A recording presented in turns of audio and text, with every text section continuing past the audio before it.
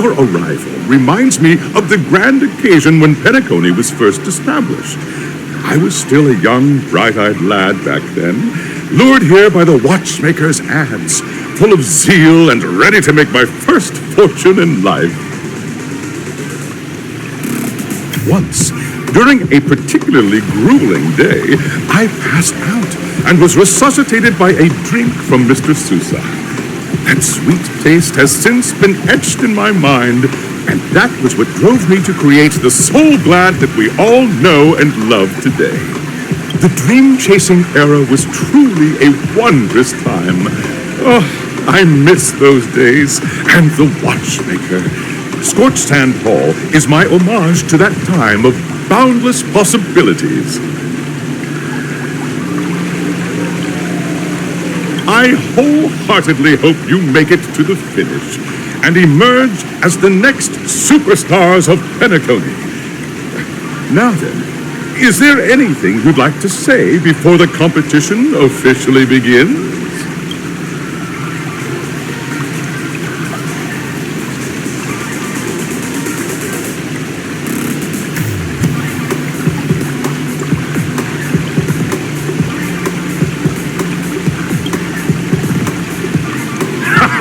That's the trailblazing spirit. How about you, Miss March? Hello, everyone! Next up, get ready for the Mega March 7th Adventure, where I'm going to break the speed run world record!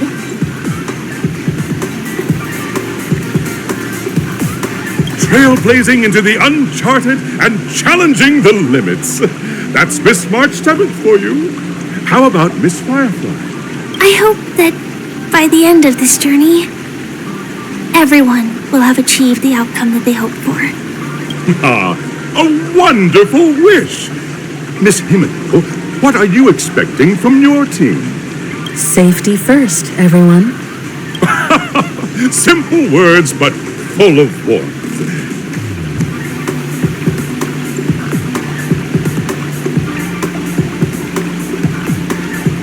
Waiting for you are 3 stages, each connected to that era. The first 2 stages offer 2 distinct paths to choose from, with unique challenges on each route. And in the last stage, you will face off against a champion who has defended the title to this very day. A beloved contender whose noble virtues are unrivaled. Those are the rules. Simple. Everyone clear? Now, I hereby announce that the 33rd Scorched Sand Festival of the 20th season, sponsored by Soul Glad Enterprises, has started.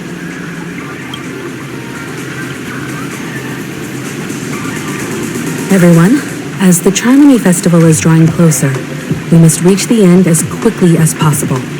Factoring in efficiency and safety, splitting up into 2 groups is the best choice. March and I haven't known Miss Firefly for too long and aren't overly familiar with her. It'd probably be better if the 2 of you paired up. Fine by me. Let's do it, all right? I don't have a problem with that.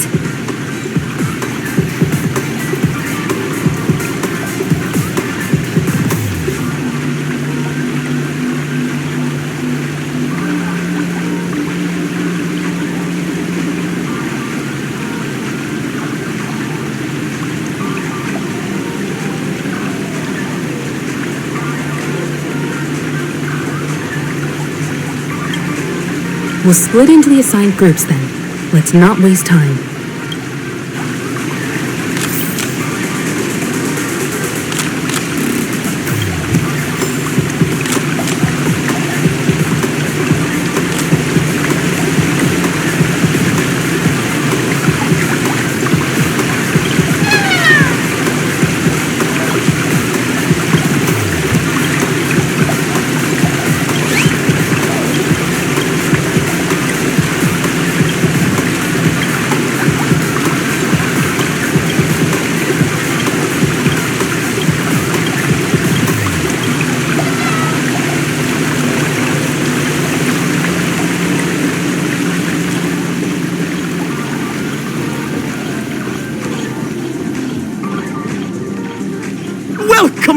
first stage of Soul Glad Enterprises' 33rd Scorched Sand Festival of the 20th season, Dream Play Fantasia.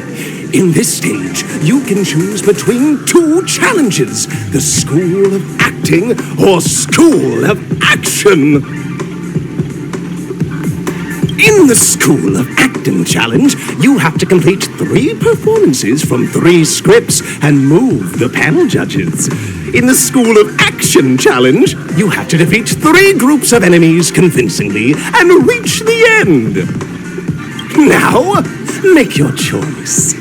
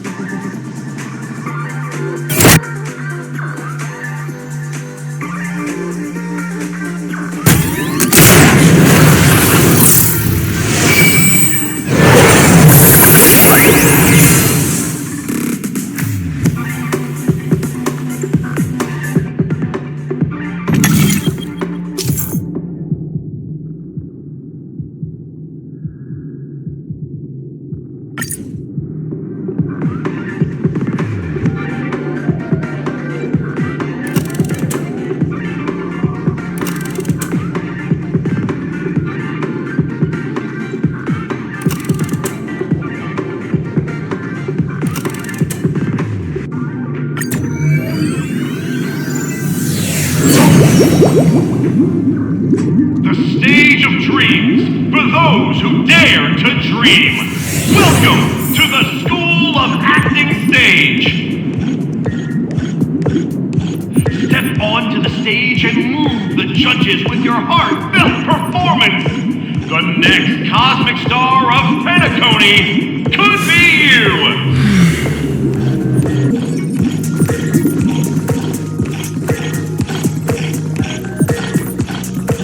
Competitors, allow me to introduce the rules of this challenge to you. There are 3 stages up ahead. On each, you will find an outline of a script. These 3 scripts were written by the legendary filmmaker, The Watchmaker, and depict various stories from Penacony's era of pioneering. Your task is to bring those moments to life, find the right words, and act convincingly to make the judges feel the script's intended emotions. Oh, I wish you a successful performance. Also, a bit of trivia. The record score for this stage is held by a participant with fiery red hair. His exceptional performance brought even the strictest judge to tears. It's like he wasn't even acting at all.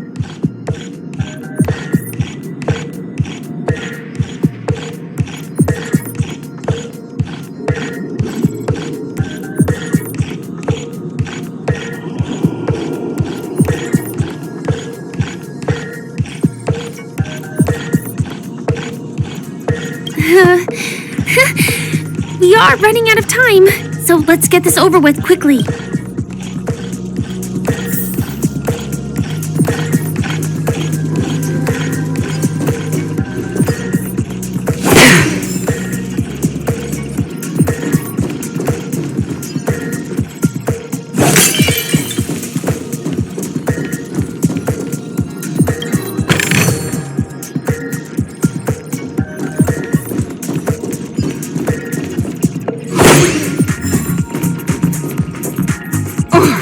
Take a look at this pair! Such star quality! Since you come as a pair, I'll prep a 2-person scene for you! You 2, are you ready? Envision that you both, driven by the spirit of exploration, are arriving at the land of dreams that is Penacony for the first time. But instead of lush lands, you find yourselves amidst swirling sands and desolation, far from the paradise the Watchmaker described.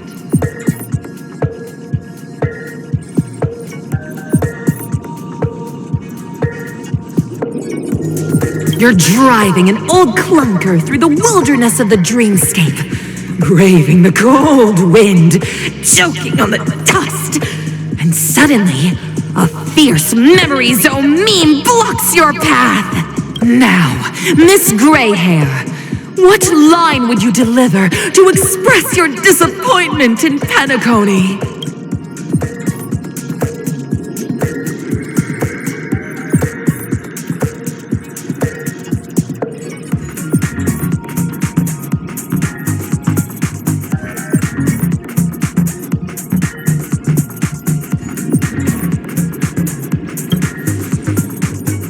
Very good! Now, though you're disappointed, your screen partner is conversely very enthusiastic. Now, young lady, you will say... This is great! I love living on the wild side! Very good! Very intense! And then we cut to the story's next scene. You find a job mending the rails, but the days are long and your endurance can't keep up, and you finally collapse in the endless expanse of desert. Suddenly, sweet rain falls from the sky, wetting your lips and rousing your spirits. Now, Miss Greyhair, what line will best express your surprise at this moment?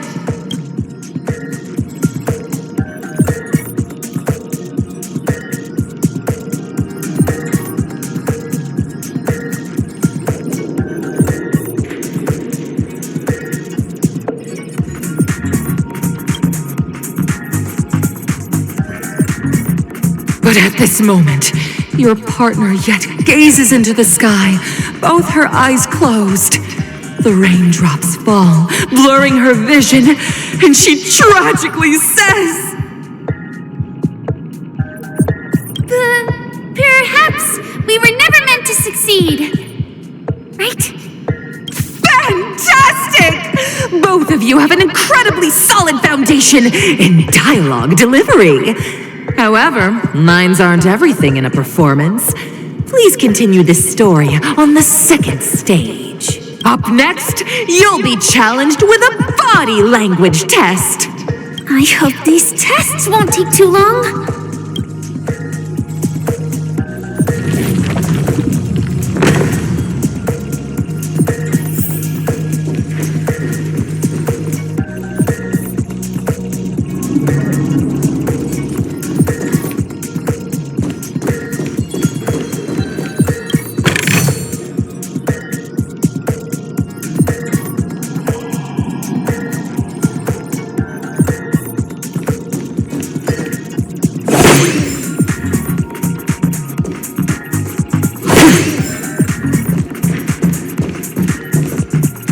Here, you two are required to skillfully utilize body language to portray the story context I've laid out for you.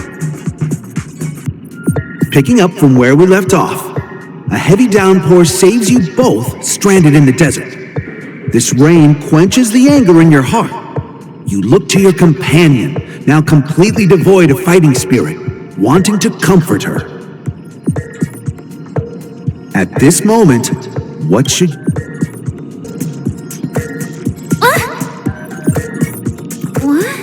Right answer! Your companion sees you rolling about in the sand and thinks about the arduous obstacles along this journey. She can't help but let loose a laugh, rekindling hope in her heart. And so this girl... I'm gonna get back on my feet and keep moving forward. A tug at the heartstrings! The story continues to develop. The heavy rain leads you both to sense a business opportunity, so you start venturing into the umbrella industry.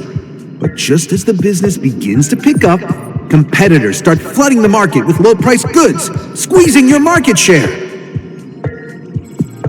You have no choice. The goods you stockpiled at high prices have to be sold at a loss. This is a pretty self-destructive move, which drives your business to the brink of bankruptcy. At this moment, what would you, who refuses to admit defeat, decide to do?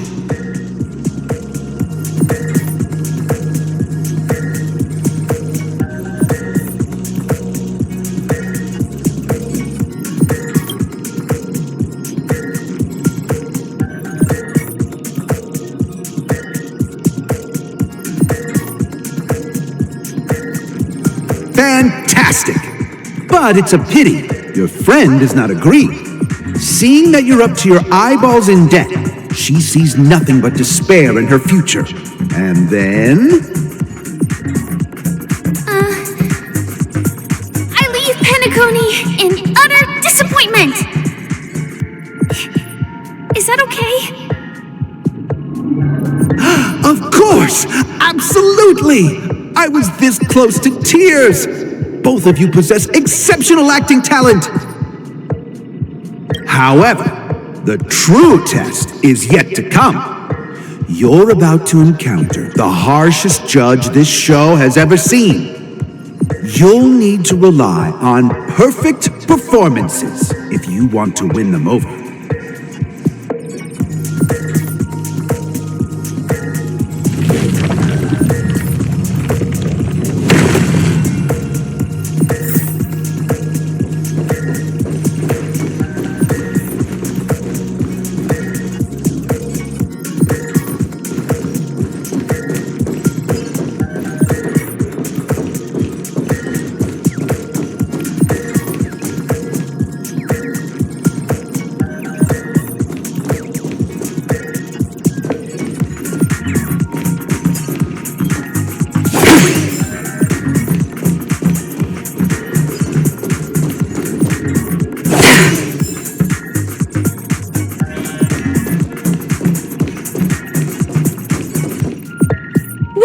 To the final stage.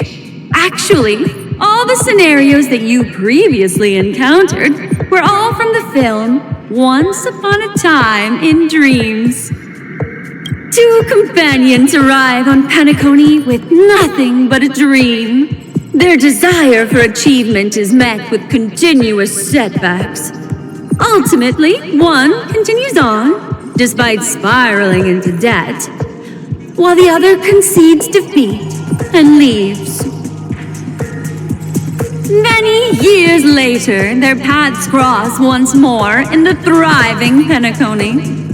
Yet, they refuse to acknowledge each other because...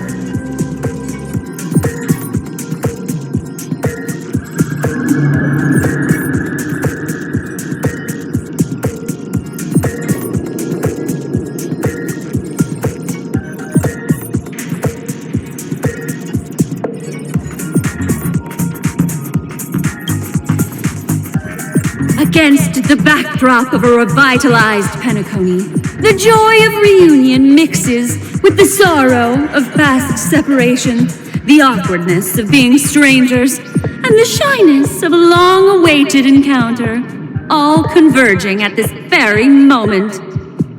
Give it a shot. Try and convey this bittersweet scene to me. Bring it to life with precise and emotive acting. Is this ever going to end? I know! Why don't you try that clockwork thing you used before?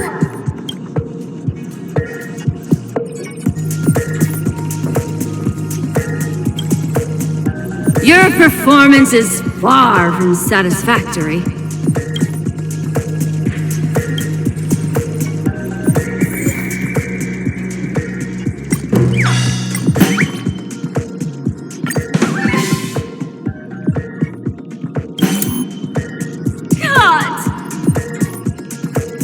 I never imagined that such a sad scene could be portrayed by you two in such a joyful and heartwarming way.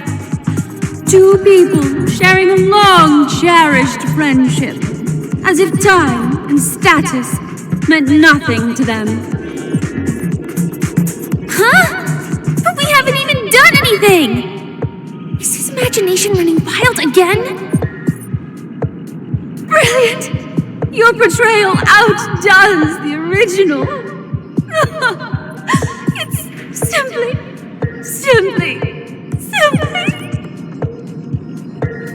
beautiful.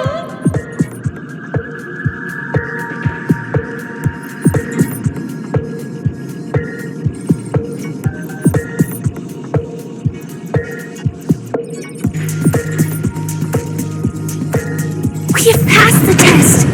We ought to hurry up. Stellaron is at stake.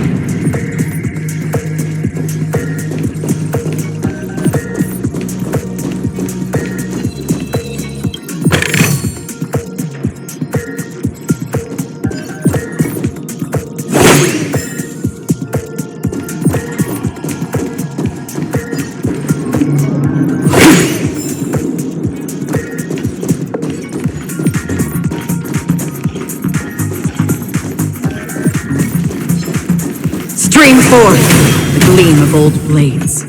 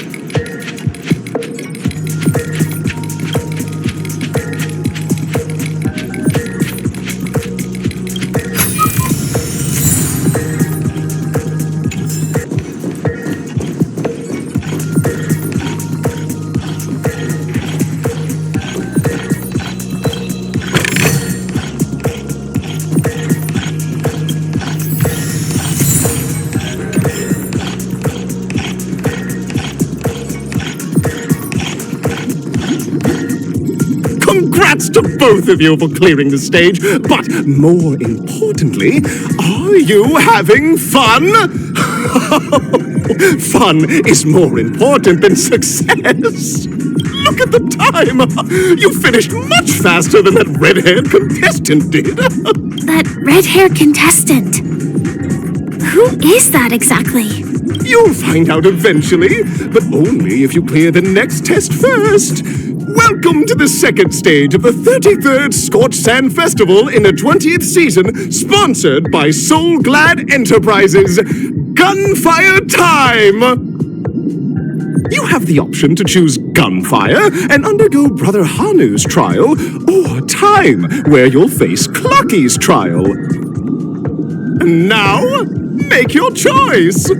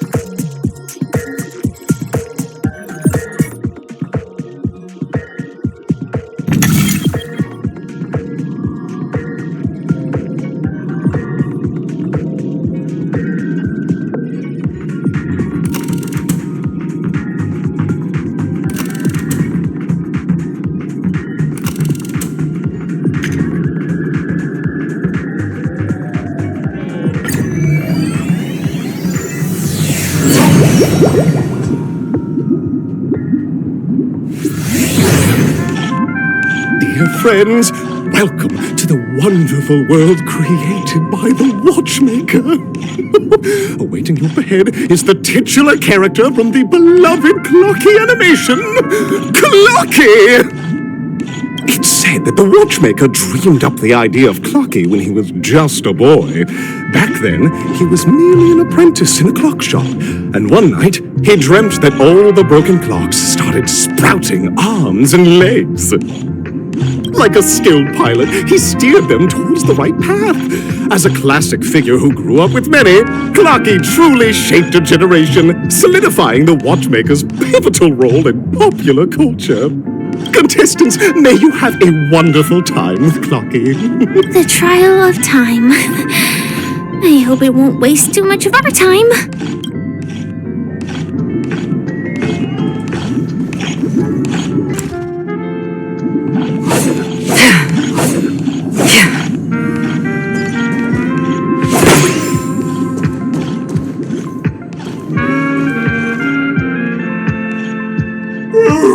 Am I just a failed experiment? That statue. Did it just speak?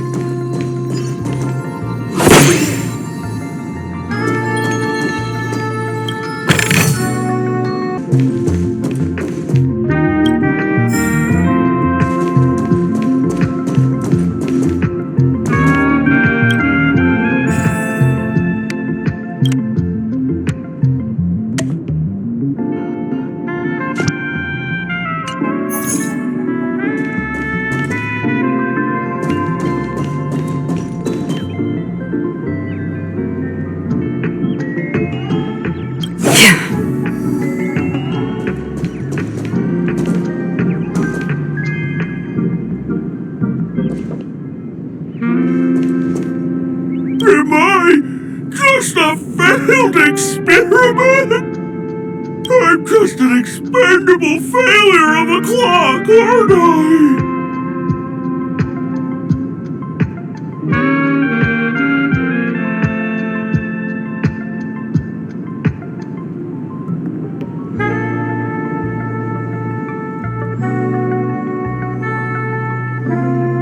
Play? So, I'm not just a failed clock, I'm also a failed toy. You guys are just like the other challengers. You want to enter my inner self? Then please be my guest. But you won't find anything worthwhile. I'm just a failed piece. See? I'm just empty. Tick-tock! It's time for me to make an appearance!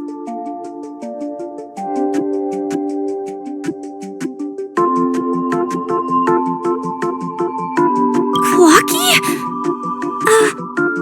I can also see him. Is this character part of the show? In Dreamville, Clocky is everywhere and can do anything! Like, right now! I could solve this problem with your big ticker pal, Tick-tock! I can't believe it's actually Clocky! Why would you come and visit a failure of a clock like me for no reason? You see, we're all clocks. We're family. I want to help you be happy! Tell your pal Clocky what's troubling you.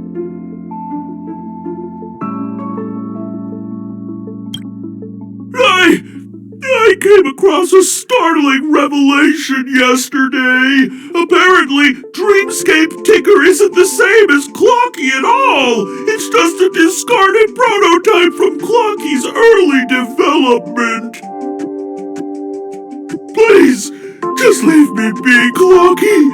I just don't know how to face you, because I'm just a failure. Oh dear. Seeing it like this is utterly heart-wrenching. But fear not. We're here to help it rediscover the missing parts of its inner self and guide it out of despair.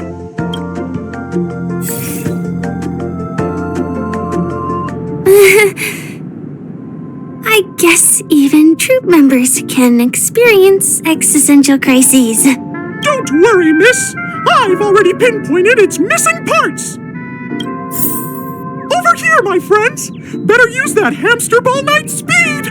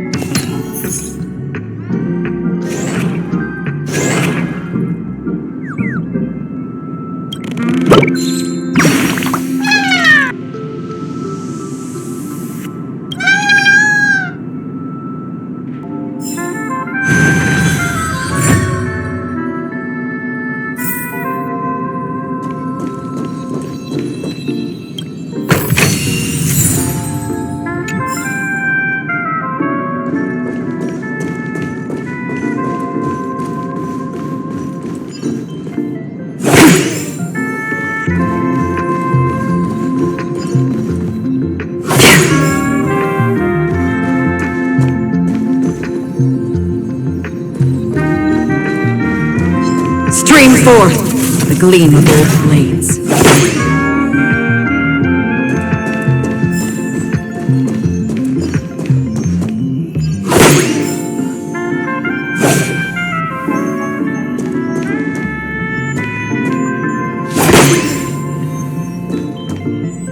This must be one of the missing parts that Big Tigger needs.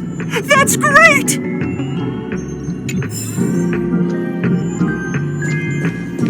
We're here!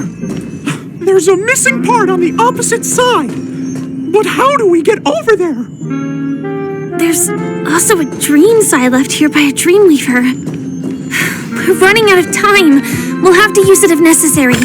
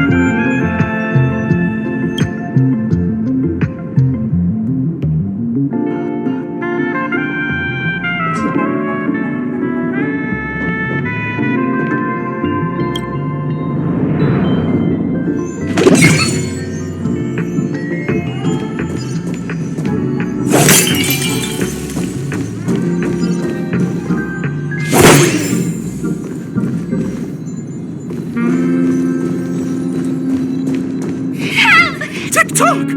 Do I hear someone? Tweet! Help, help, help! Tweet! This fellow's body is boiling hot! Tweet! Is anyone there? Tweet! I can't take it anymore! Tweet! Oh dear! It's an origami bird! What's it doing in beyond Overcook's tail? Is that Cookie? Tweet! Please save me! Tweet! I'm being roasted alive! Tweet! A roasted bird? Oh! This is horrible! Let's save it! Quickly! Another journey begins, destined for oblivion. I weep for the departed. It too shall fall.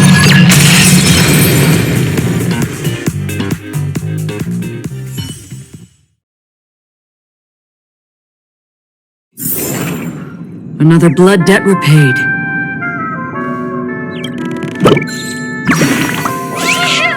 Thank you, guys. Tweet. I feel I'm about 70% cooked. Tweet. Thank goodness you're okay! But why did you burrow yourself into that fella's tail? Because that fella stole one of Mr. Big Ticker's parts. Tweet. I wanted to help retrieve it, but I accidentally got myself stuck in the oven. Tweet. Go ahead and get it, but be careful. It's hot. Tweet. An inner self fragment belonging to the Sweet Dreams troupe? This is just too surreal.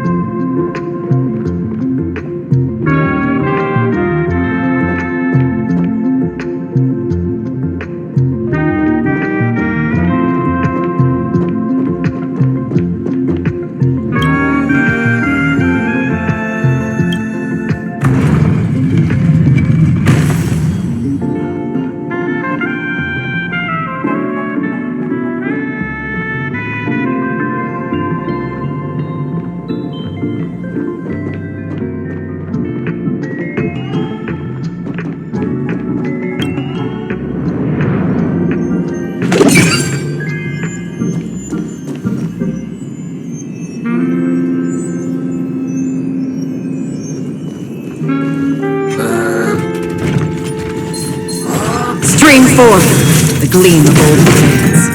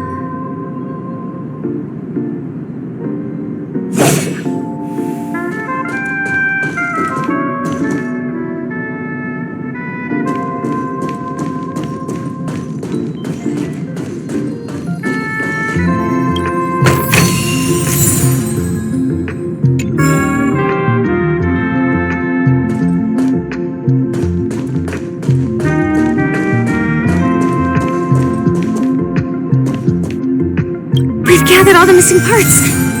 Let's hurry back. We don't want to keep Big Ticker waiting.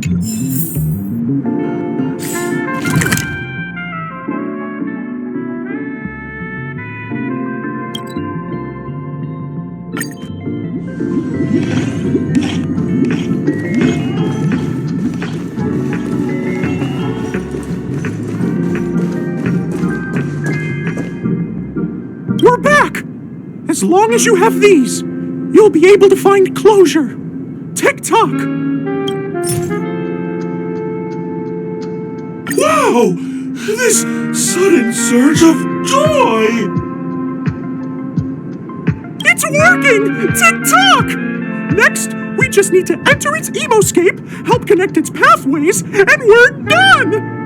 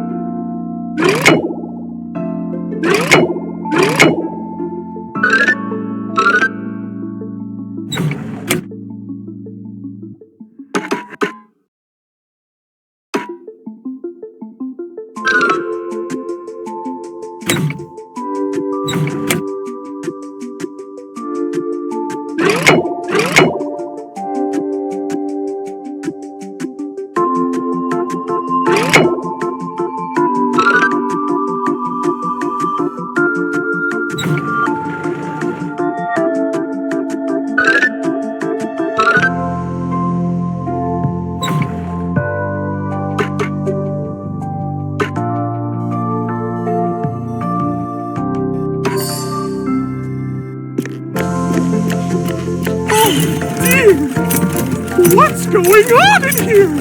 Your inner self is a mess! I'm not qualified to be the real Clocky! Just give up, Clocky! No! This is unacceptable! You have to face your fears!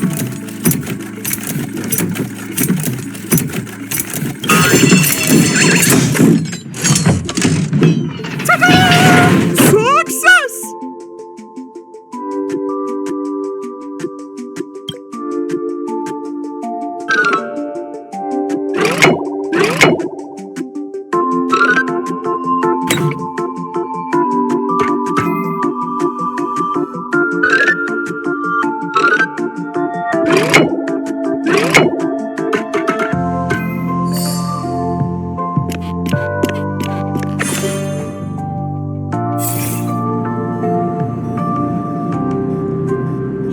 Thank you, Clocky. If not for you, I'd never be able to connect with people like this. You helped me find myself again. No problem at all. As the guardian of Dreamville, it's what I'm here for. Tick-tock! Oh, my friends, you still have other important things to do, right? Go forth, my friends! When the moment comes, all the Dream Tickers and I will cheer for you! It's all done! Victory's in sight! Let's head to the final stage.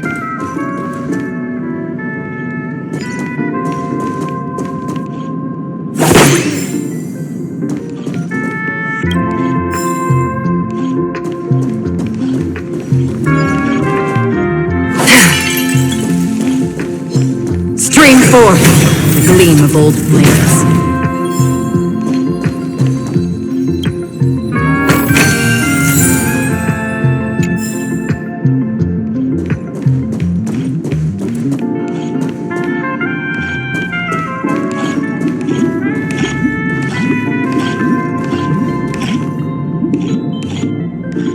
Congratulations to both of you! Oh, you've overcome all obstacles and proven yourselves! But, unfortunately, there is only one who can be Penacony's festive superstar. In the final stage, you will face the defending champion. If you fail, you will lose the opportunity to become the festive superstar. Welcome to the 33rd Scorched Sand Festival's third stage in the 20th season, sponsored by Soul Glad Enterprises Superstar Showdown.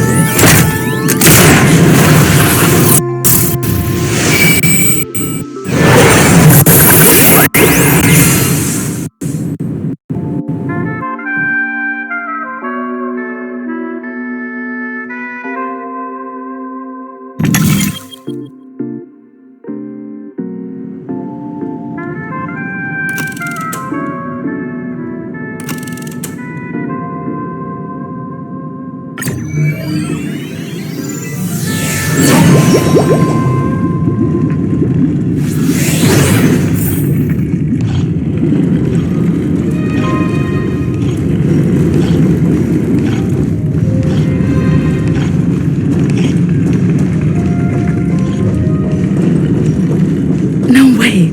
I think I just saw someone. Someone extraordinary.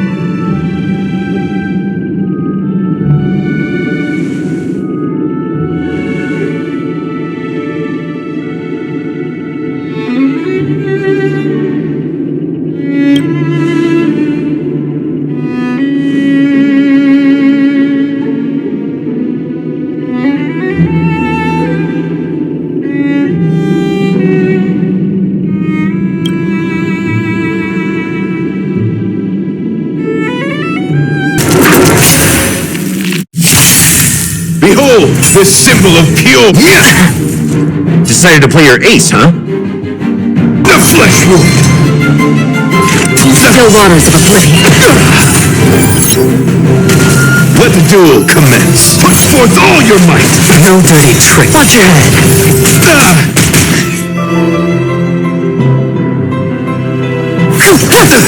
Nice like a good brew. Full butt, my friends. Indulge yourselves! It ain't over. Bear witness. You're fighting a gentleman. Confess. Put forth all your might. All in.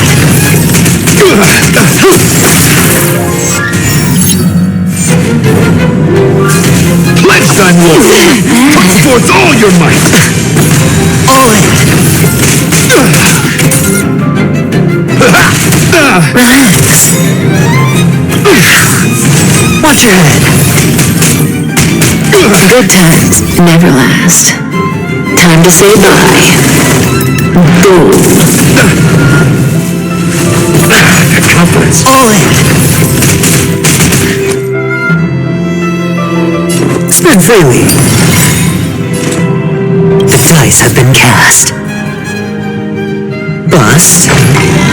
Or maybe I'll take it all. Watch your head. Destroy for oblivion.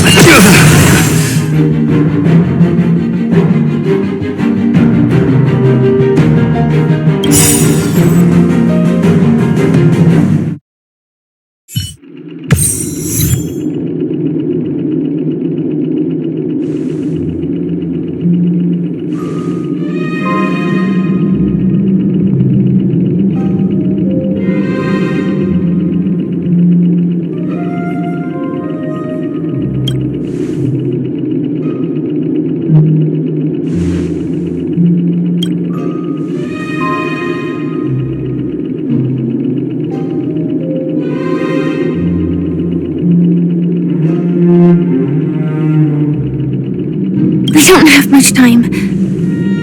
May fate allow us to meet again, Night of Beauty. In that case, let's make our way to the end. Penacony's really throwing with talent. I hope we make it in time.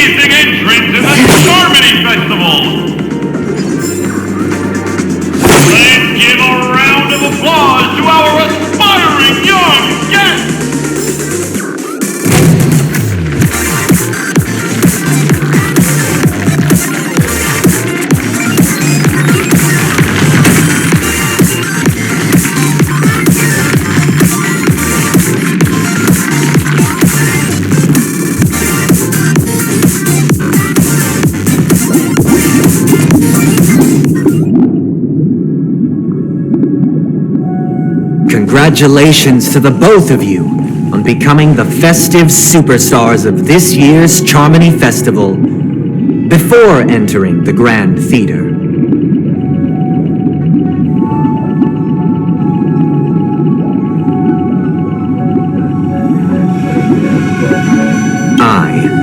on behalf of the organizers, extend my sincere congratulations to you, wishing you joy under their radiance.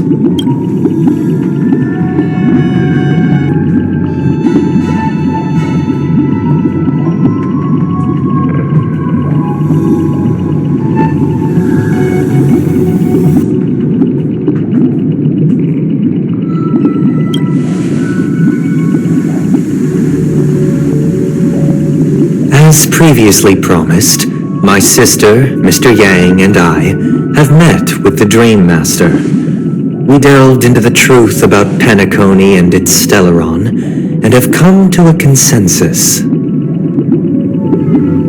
Both I and the Oak family cannot acquiesce to your request. Just as expected. We acknowledge the perspective of you, Nameless. Penacony does require change, but not as you propose. The planet of festivities cannot and will not revert to a place characterized by chaos, disorder, or anarchy.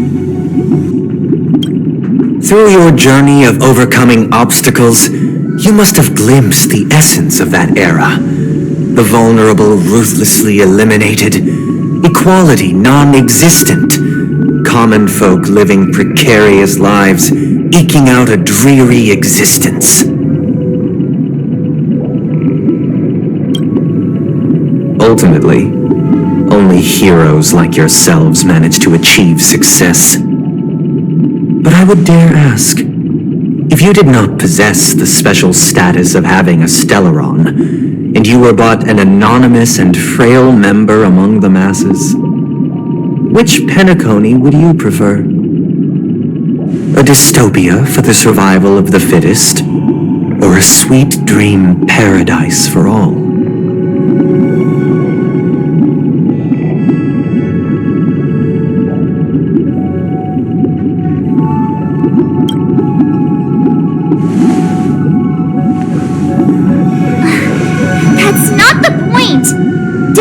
Mislead you. Mr. Sunday, even if the members of the Oak family can't fully agree on what to do about the Stellaron, now's not exactly the time to be holding an extensive discourse about Penacony's past and future, is it? The Stellaron issue concerns the life and death of everyone on Penacony. If anyone has a better suggestion, the crew is more than willing to listen. Also, it'd be best to tell us the ins and outs of that meeting. This way, we'll at least know what Welt and Miss Robin are dealing with, and the reason why they failed to make our appointment. Ah, Navigator. That is precisely my intention. With all present, let's begin by discussing the details of that meeting. Let's talk about our tribulations and choices, our ideals and beliefs,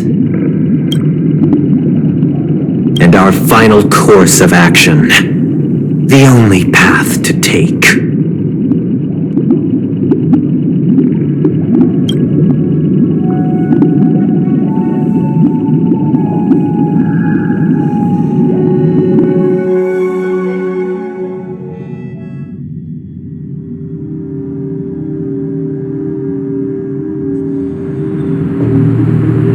You mean to say that for the longest time, there have been scoundrels who would use the Charmony Festival that I have bequeathed to the masses as a tool to realize their ambition?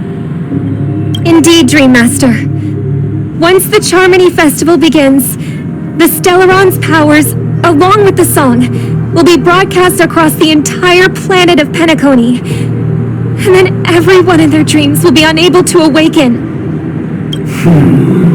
This is indeed surprising to me.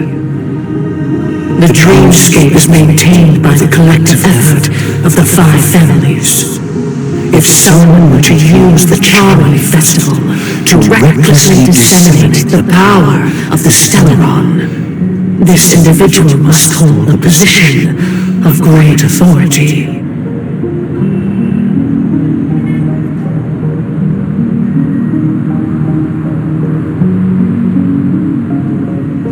Do you have any suspects?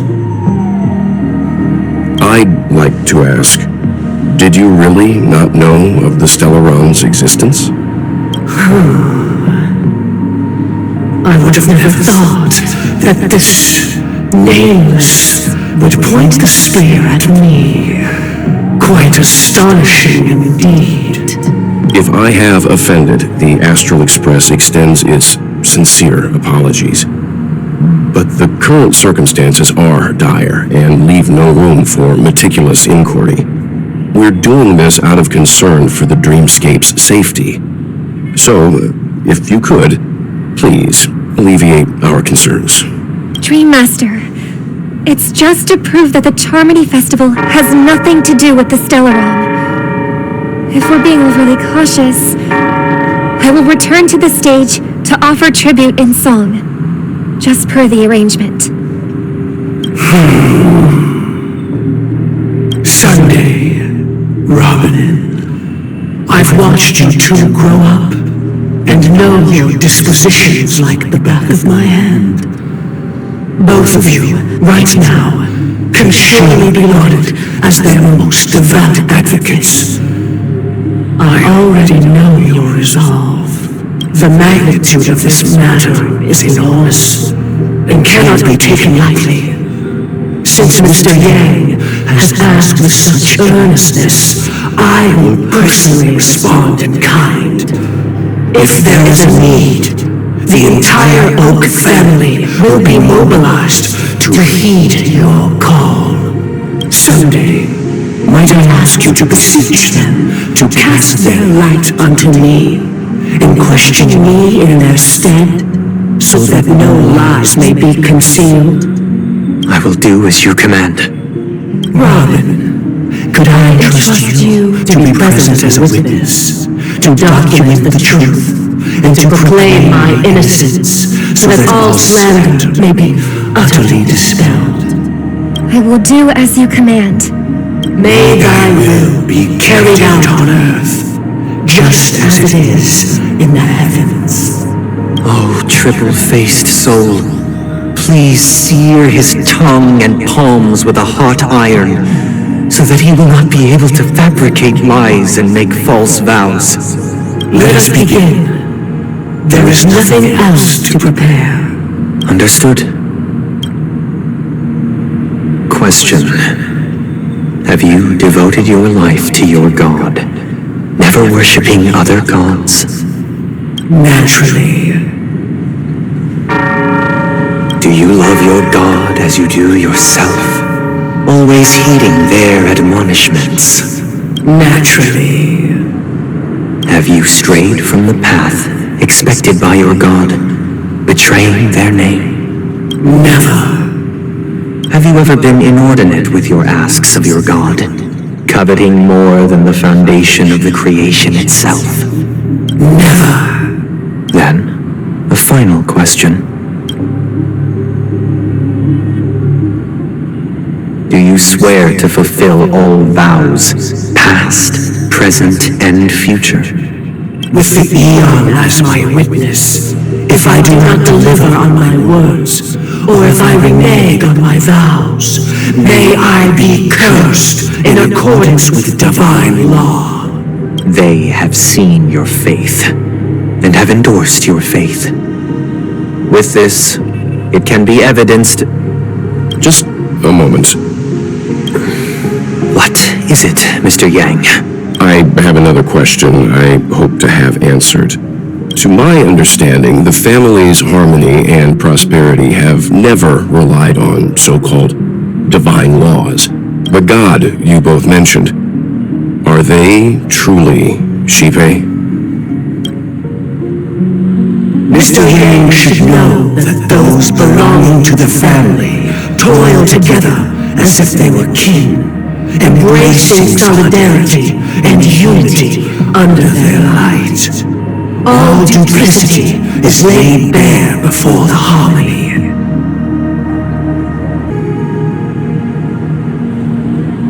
Such a delicate and complex symphony.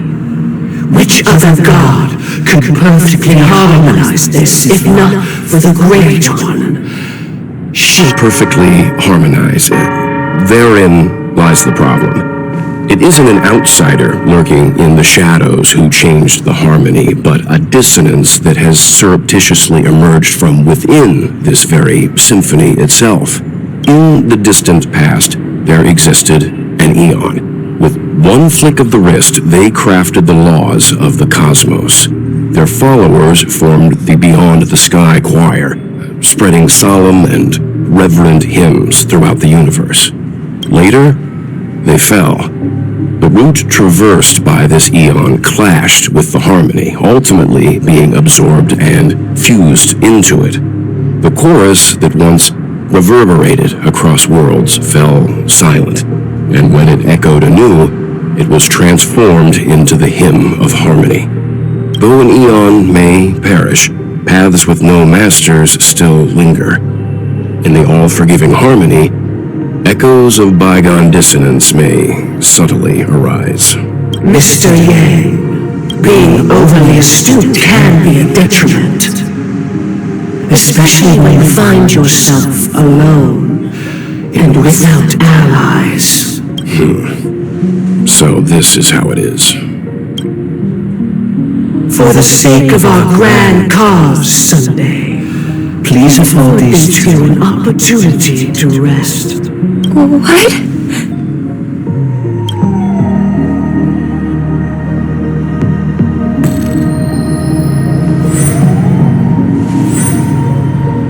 Sorry, Robin.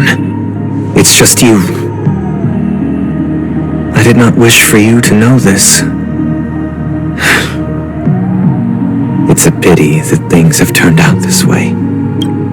So, this is the true reason I can't sing? The shadow that envelops Penacony is actually... We were never children of the harmony. Our ideal paradise could not have been crafted by Shipe. True bliss can only be guaranteed by the one who transcends the many. Within the foundation of law, humanity establishes civilization, and through harmony, we obtain order.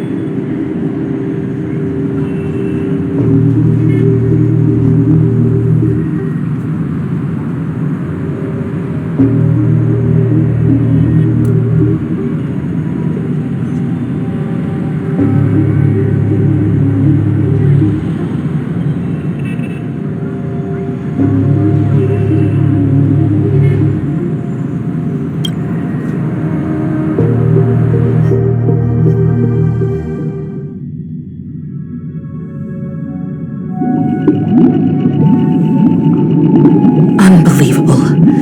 To think that there would be remnants of the Order on Penacony. What have you done with Mr. Yang and Miss Robin? Don't worry. I just gave them some time alone to ponder their fates. You should know that these actions make you an enemy of the Astral Express. Should we need to stand against the Nameless, it would only be myself and the Oak family involved. But we haven't reached that point yet, have we? Your efforts for the justice of Penacony are evident to everyone, and have been widely observed.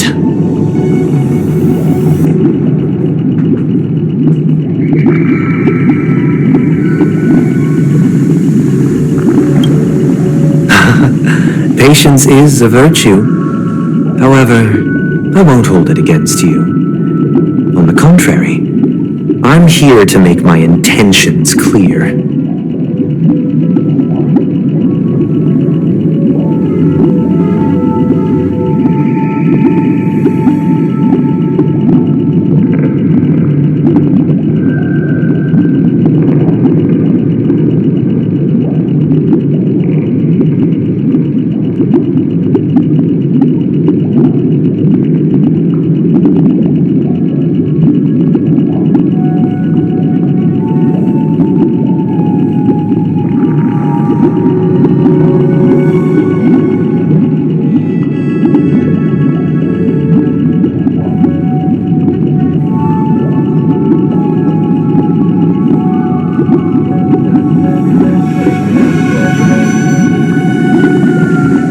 it is the Order that drove you to imprison Welt and Robin, and you're using them to coerce our compliance, then there'll be no point in entertaining any type of discussion.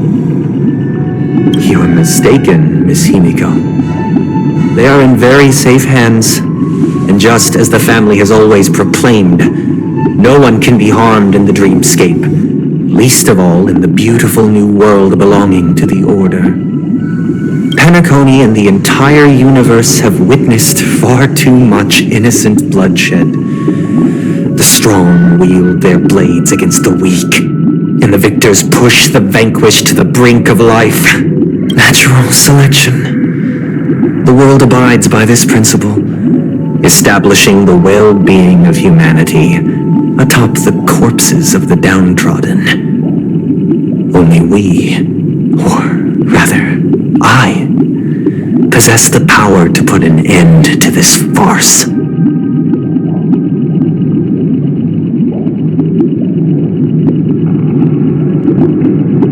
So you've decided to resurrect a dead Eon? No one's ever done such a thing.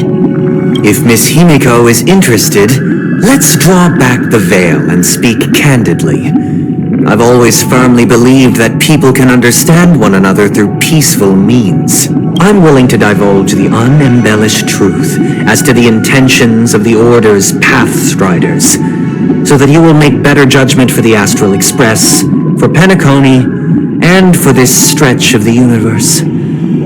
Words can hardly do justice to the beauty of that ideal.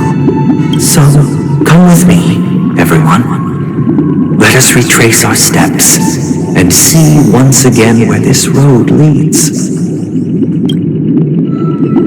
Huh?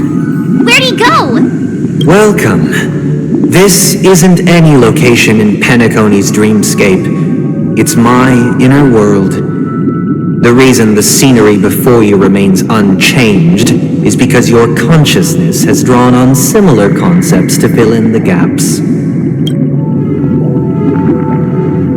Did you do the same to Welt? It's a tuning process, stronger in effect and more draining on the mind. The gray-haired guest has experienced it before, so she should understand what it entails. Tuning allows you to intuitively grasp my feelings, which also means that I cannot hide anything from you. Now, everyone, please look at the huge screen. The road we once took begins here. From this point on, you will witness the numerous decisions I've faced. I've selected a portion of these to share with you. I believe after going through similar predicaments, you'll be able to better understand my thoughts. Let's begin. The first decision. A story about a baby bird. This story happened when Robin and I were very young. We were victims of the Stellaron disaster, and the family's Mr. Gopher Wood, who would later become the Dream Master of Penacony, saw that we siblings had no one to turn to and took us in. Later on, Robin and I lived a time with nary a care in the world. One day, after dinner, while my younger sister and I were lounging about in Mr. Gopher Wood's yard, we spotted a fledgling Charmony dove all on its own. That baby bird was tiny. It didn't even have all of its feathers, and it couldn't sing.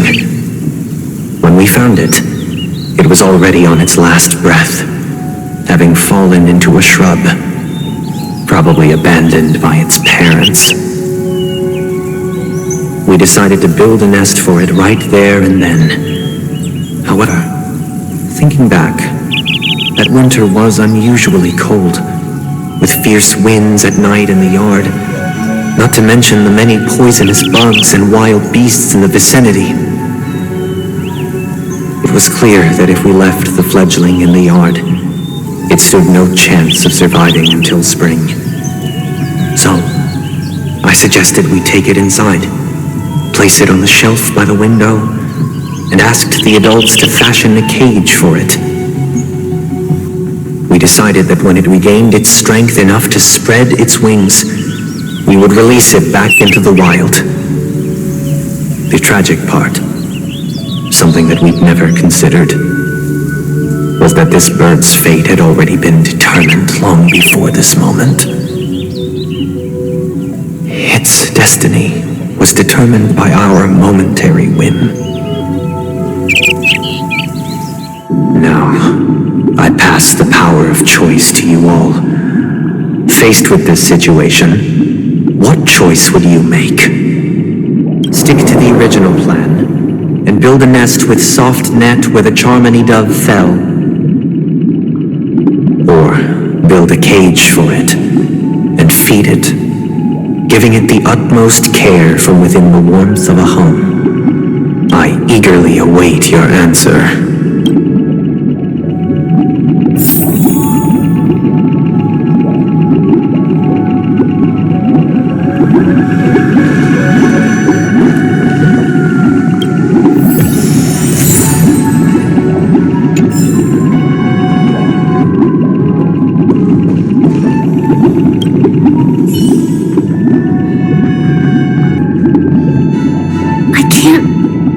His intentions right now, but based solely on that question, I would probably choose to build that dove a cage. Even if I was gonna release it back into the sky, it'd have to be strong enough to fly first. If I left it where I found it, I fear it'd never get the chance to fly ever again.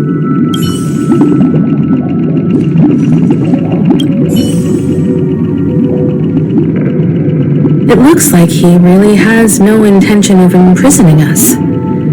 If it's just a quiz, I suppose it's fine to humor him. Back to the question. I would personally choose to build the little Charmony dove a cage. No special reason. I do think that a fledgling should have the right to fly into the sky. But if it can't even live to that point, then there's nothing to talk about to begin with.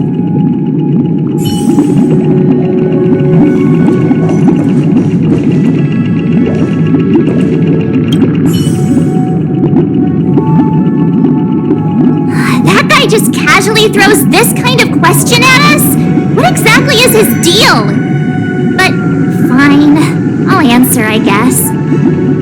If it were me, I guess I'd choose to build a cage for the little Charmony dove. After all, leaving it there, it's bound to get hurt by wild animals or something. And that'd just be too sad.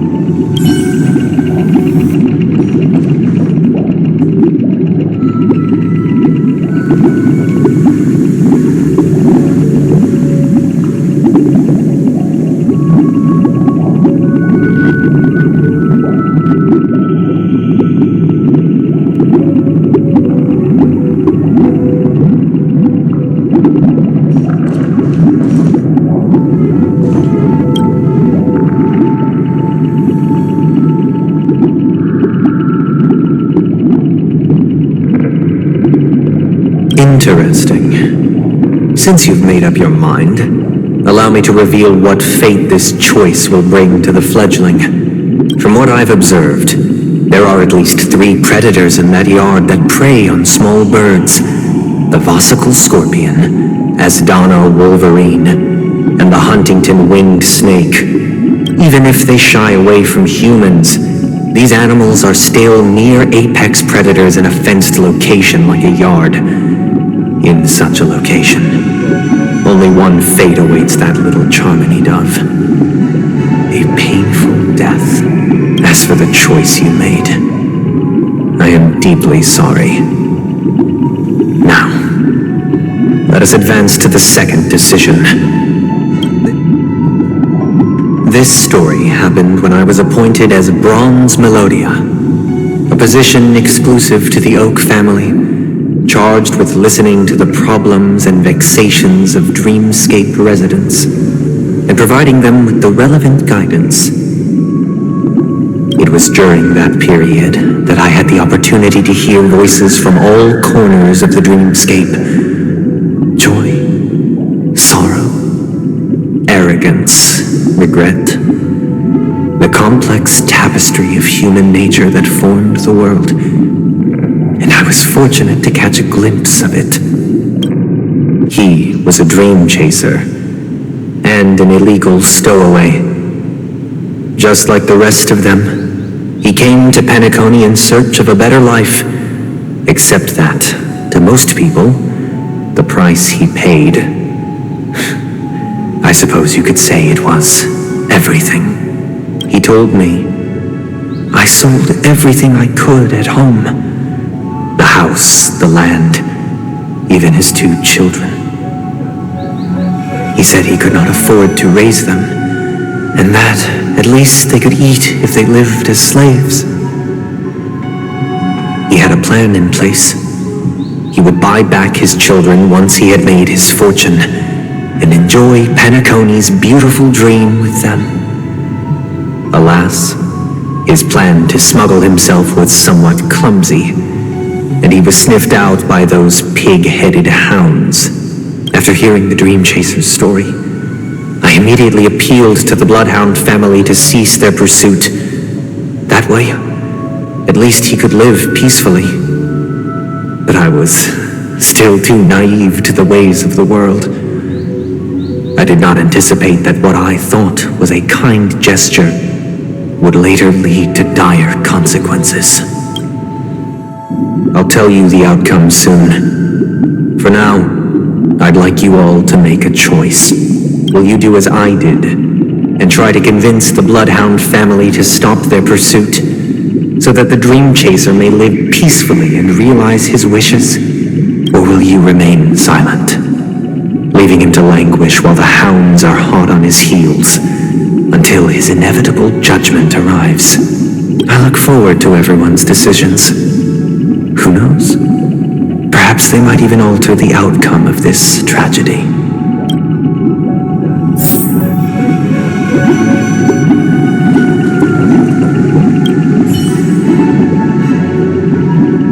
A Dream Chaser story. If I acted out of kindness, I would probably ask the Bloodhounds to stop their pursuit and lend them a hand. But what cruel repercussion would this choice result in? I think Sunday must have been deeply impressed by the limitations of the strong defending the weak through this incident.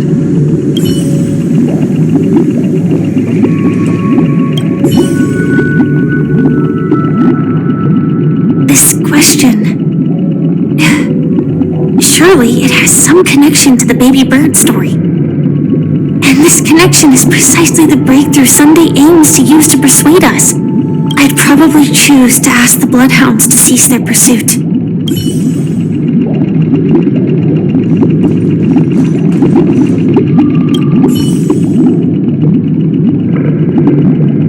It seems illegal stowaways are really quite common on Penacony. But that guy in the story, I don't think he deserves any sympathy at all. He sold his kids to chase a dream. Even if he intended to go back for them, it's still insanely irresponsible. With that thought, there's only one choice. Let the Bloodhounds send him back home. This person deserves to be punished.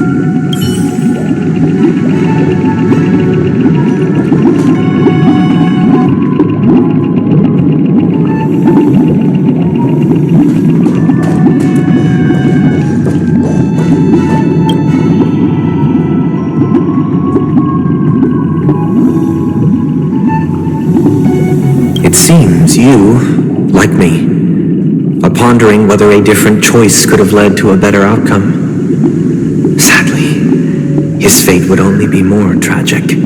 Say he never gets caught. He would only die from delirium. The methods with which illegal stowaways enter dreams are unorthodox, not flawless like the hotels.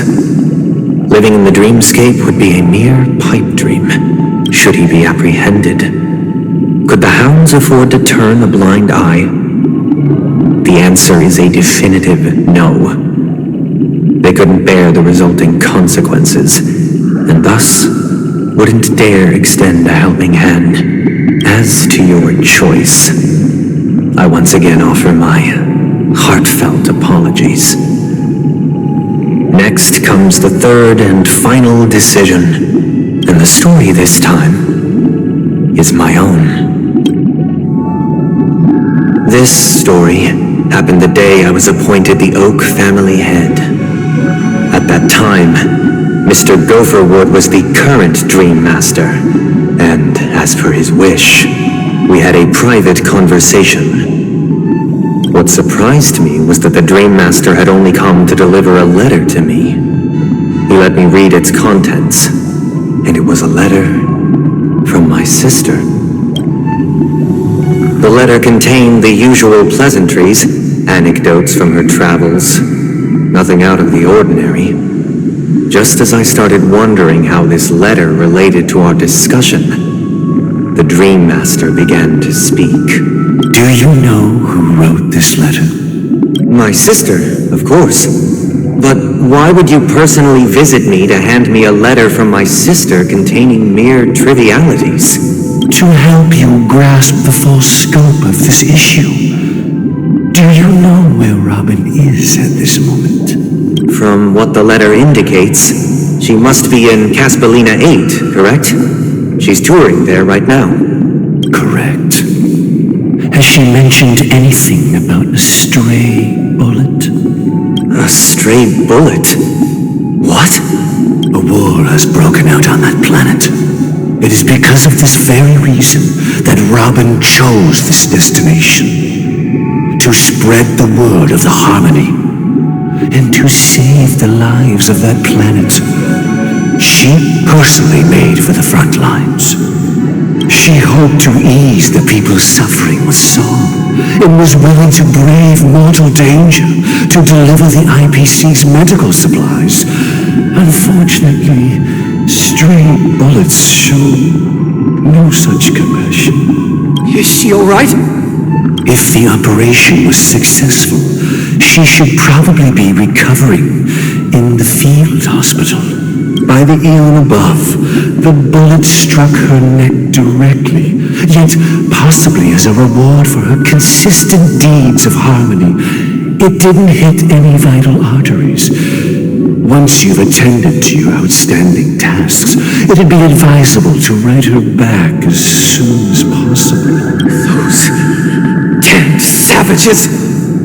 I'll pack my bags right away. My gratitude for bringing this to my attention, Mr. Gopherwood. Now you understand why she always wears such elaborate neck ornaments, don't you? How could this happen? Miss Robin? It's all in the past, so please don't worry. I share this in the meager hope that you will understand the harmony's limitations and predicament.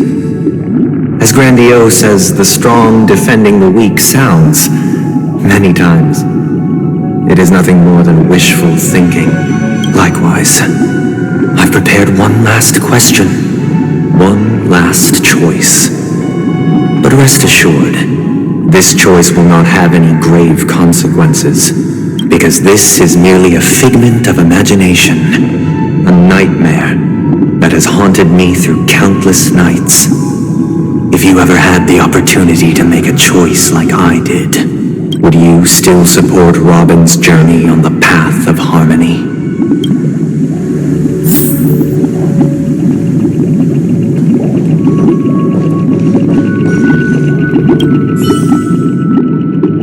I can't believe that happened to Miss Robin. The strong defending the weak is a great mantra, but if I had to pay such a price, I don't know what I'd do.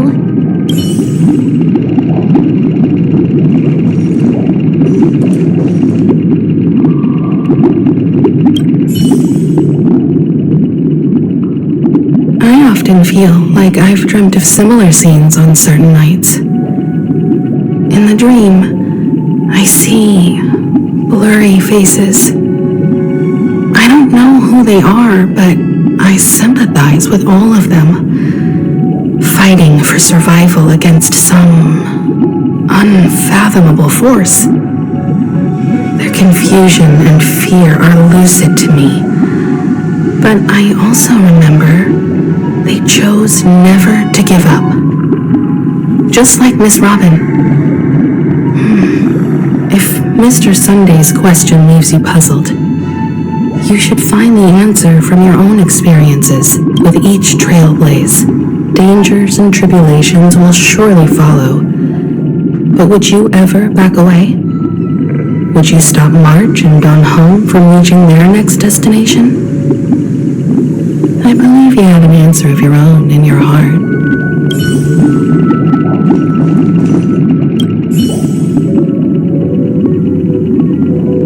Miss Robin's courage is admirable.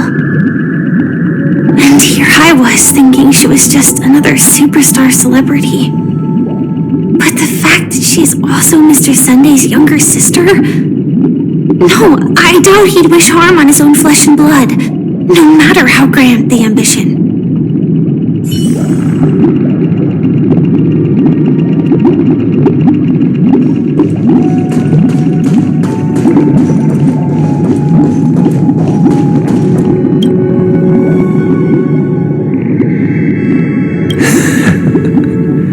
I see. I am now aware of everyone's stances. Raising these questions merely serves to illustrate one point. The plight of Penacony cannot be salvaged by the harmony. The true foundation for a sweet dream paradise can only be established through the order where the strong govern the weak. I know the suffering of being tormented, the turmoil of losing your way, how sorrow and even despair set in when matters don't work out. All of this causes me unending pain, because this is not what happiness is at all. We must teach the weak how to live a happy life. And this life isn't some noble propriety that the upper crust preaches, but in definitive terms, a way of survival that belongs to everyone. So what is your definition of living a happy life? Good question. Human consciousness is fundamentally an illusion, a cage known as self-worth. People lured in by this illusion make mistakes, yet still ask that external influences bear the burden.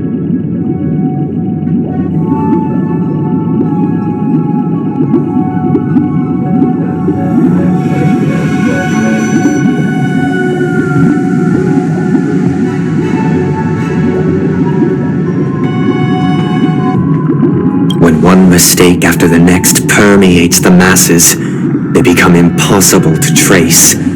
Thus, the amassing of these individual cages culminate to form a prison, a place dictated only by the rule of survival of the fittest. Nature is always accompanied by predation and sacrifice. Its antithesis is known as order.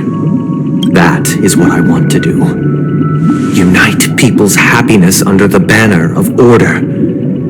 They won't need to make bitter choices any longer, nor face the weaknesses of humanity. They can cast aside their primal instincts to build a haven for mankind.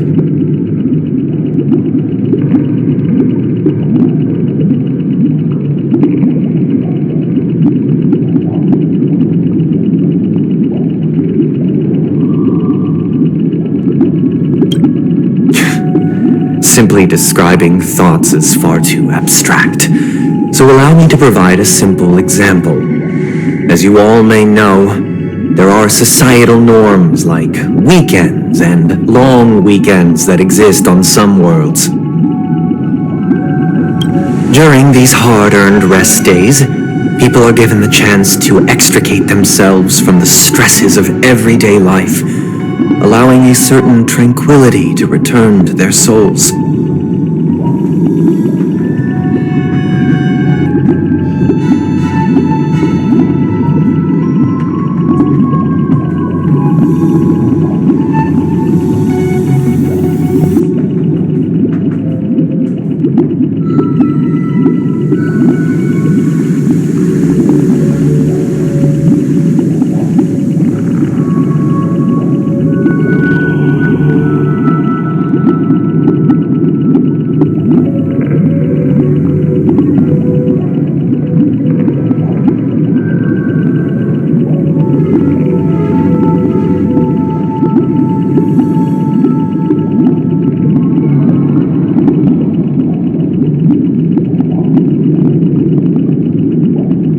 And it is only on these days that people do not have to adhere to the law where the strong prey on the weak.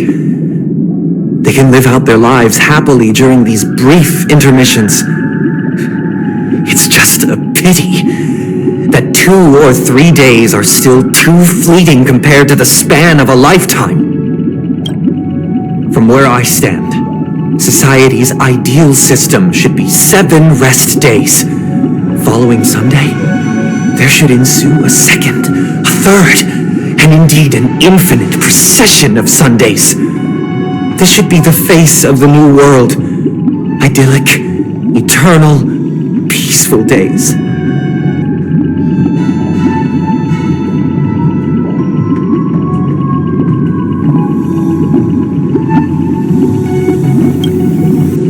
And thus, every person can return to their base selves in this utopia.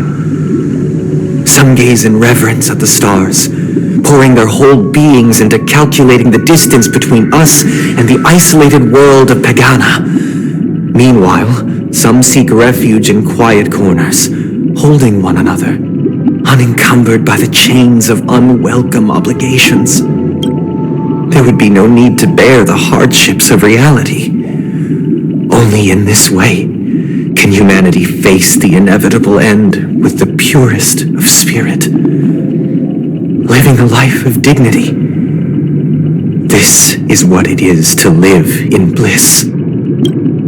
Miss Firefly, you who are stricken with entropy loss syndrome, you of all would surely understand this.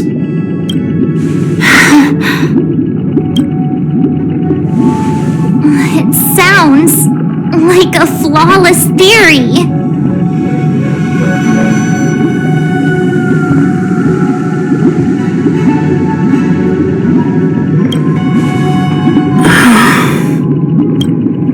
But what is the price to attain all this?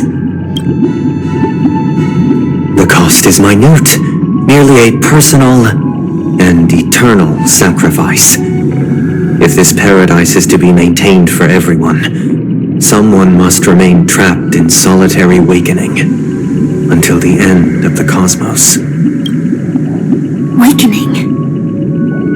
Which means that this so-called paradise is still a dream. Stepping into this paradise means forsaking reality, correct? It is not forsaking, but transcending.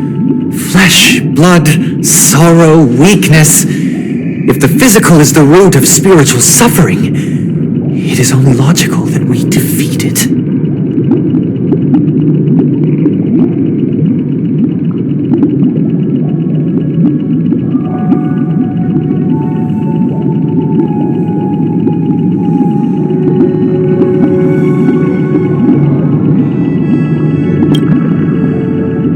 But in this supposed bliss, people won't have defeated their demons. The chance to overcome their tribulations would be forever lost to them.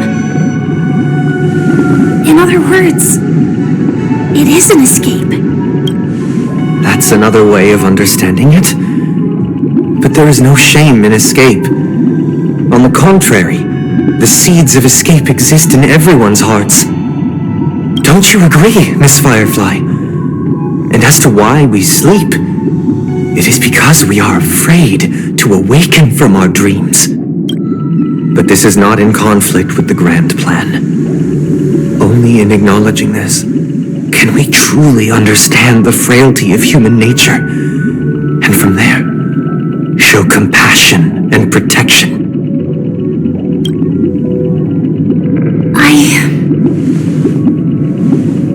I admit that you are a born leader.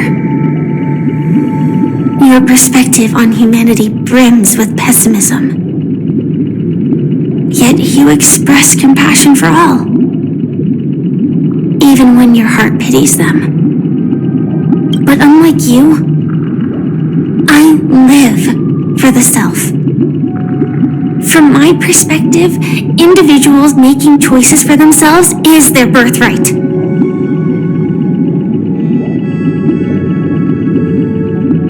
The want to escape may be innate in the weak. But whether they are weak or not, it is not up to another to decide. Perhaps in your mind, you also view me as weak?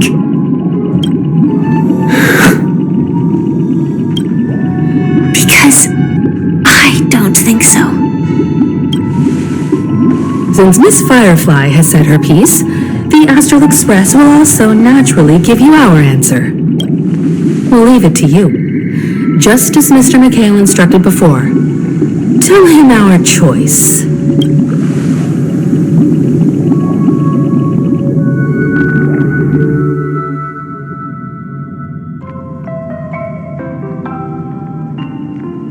What is this place? Does this place ring any bells, Misha? I don't know, but I feel a sense of déjà vu. What is this place? It's the realm within a dream bubble. This was left to the Astral Express by a nameless, but weirdly, when we entered it, it was completely empty. Dr. Edward from the Dreamscape sales store told me that dreams are formed from memories, and a dream bubble can't take shape if its core is empty. So I thought you might be able to help us in unraveling this mystery, Misha. As a hotel doorman, you know Penacony best among us.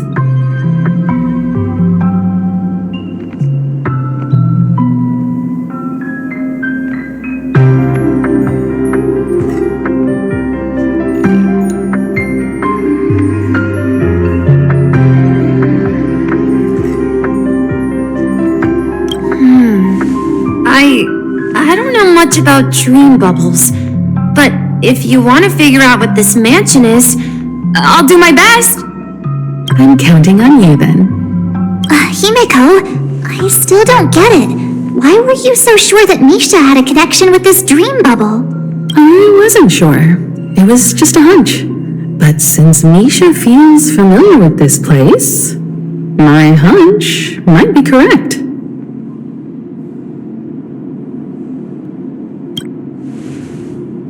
Exactly. This is where you and Firefly encountered death, which we now know as dormancy. Considering its connection to Dreamflux Reef, it's not surprising it appeared here. The question now is, who brought you here? Based on the clues we have so far, it's unlikely to be that masked fool, so identifying them is crucial to us. We're drawing closer to the truth once more. Let's give Misha some time, as I believe he'll unveil the secret of this dream bubble. All right, but there are doors all over the place. Which one should we choose? Do you have any idea, Misha? I guess maybe this way?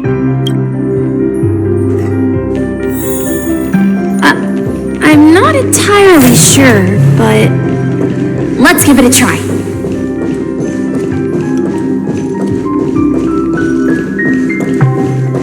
Wait, you managed to choose the right door. Weird. This place is quite different from the hotel. But I feel like I've been here before, and even lived here for a while.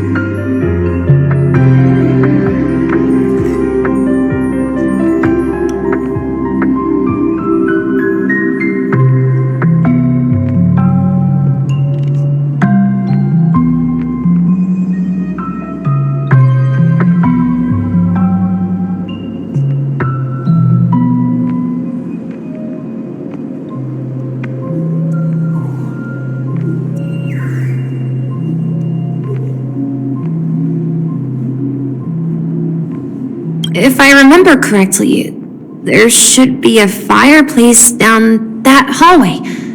Clocky and I used to sit by the fire, listening to the crackling of firewood. And the room on the other side was the toy room. I loved spreading out all the toys from the box on the floor and making up stories for each of them. Hold on. This doesn't make sense. Didn't I grow up in Dreamflux Reef? So, what is this place? This could be a case of amnesia.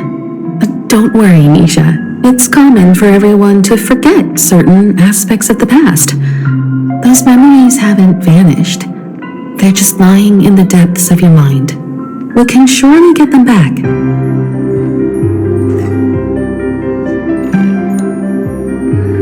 Since this place seems familiar to you, why don't we explore a few more rooms and... Yeah, then let's check out the rooms I just mentioned.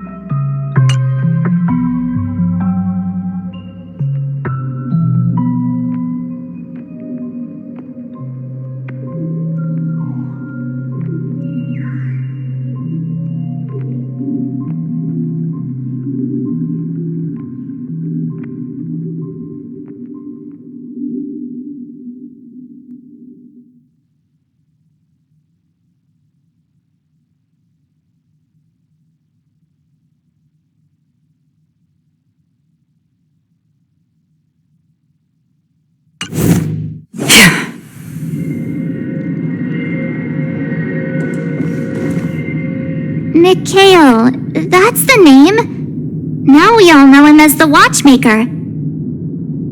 So, who is he talking to? Do you know anything about it, Misha? I'm sorry, I don't know much about the Watchmaker. But, Mikhail... Anything special about that name? Mikhail is Grandpa's name.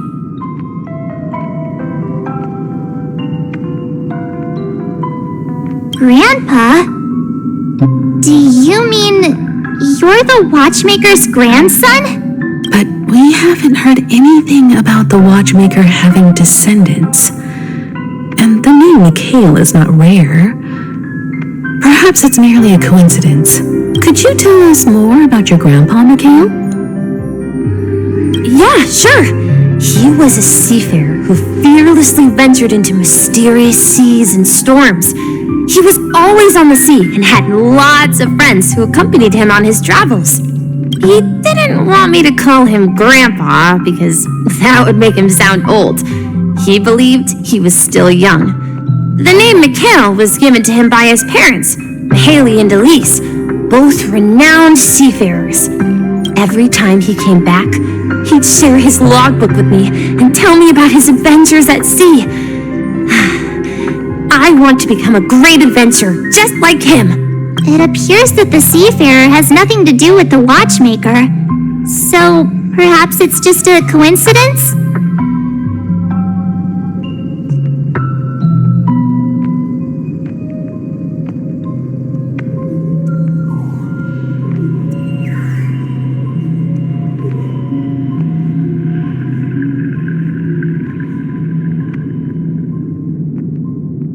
So, where is your grandpa now?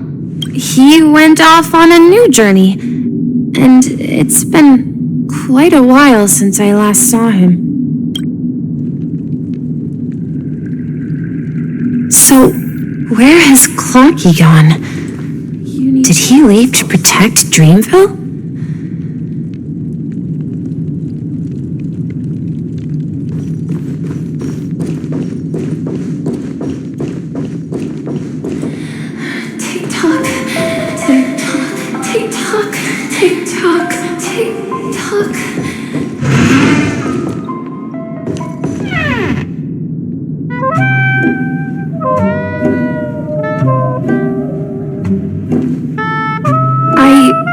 heard some noises from the room. Origami Bird? That's a friend of mine. You and Origami Bird are friends? Yeah. It's a member of the Compass crew, just like Clocky and Miss Mirror. And there's more than just one Origami Bird. They are a big family with lots of brothers and sisters who look the same. They follow Miss Mirror's orders and handle all sorts of jobs on the ship. They're the best sailors. Sailors? Can Origami Birds be sailors? Could you tell us more about the Compass, Misha? The Compass is a ship bound for the New World. Clocky and his partners travel through layers of fog to the depths of the sea. Whenever there is danger, Clocky will use a compass and guide the ship in the right direction.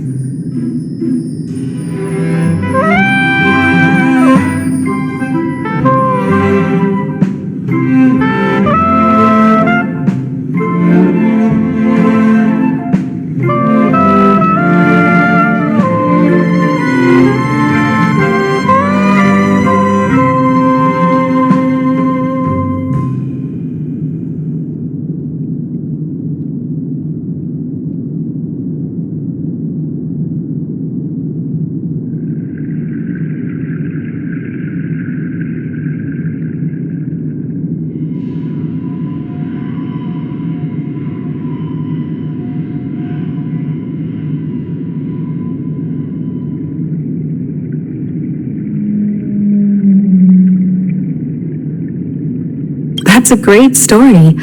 But in the Penacony cartoon, Clocky and his partners have always lived in Dreamville and never ventured out, right? Huh? Oh, that does seem to be the case. Weird. I clearly remember Clocky arrived in the New World in the end. Perhaps Clocky has a hidden past. I think I hear the sound of water. You once mentioned there's a magnificent fountain up ahead.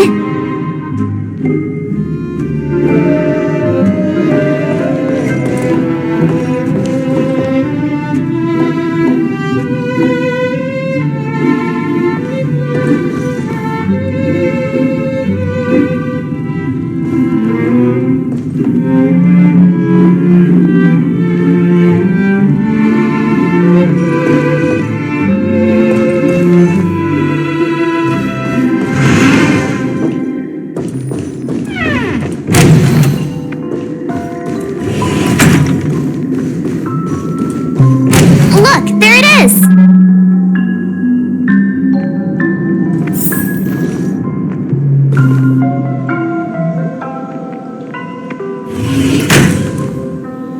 The water resembles a precious jewel embedded in the dreams of all seafarers. Every time I gaze at the shimmering lights beneath the waves, it feels as though I'm back in this place, standing by your side. Have you recalled anything, Misha? Yeah, I saw these sentences in Grandpa's logbook. He used to say that despite the perils of the sea, whenever he stood on the deck in the afternoon, overlooking the sparkling waves, he would think of this fountain in front of his house. He often said that those moments felt like returning to his family's side, and the difficulties at sea didn't seem quite as challenging. You know, I quite understand such sentiments.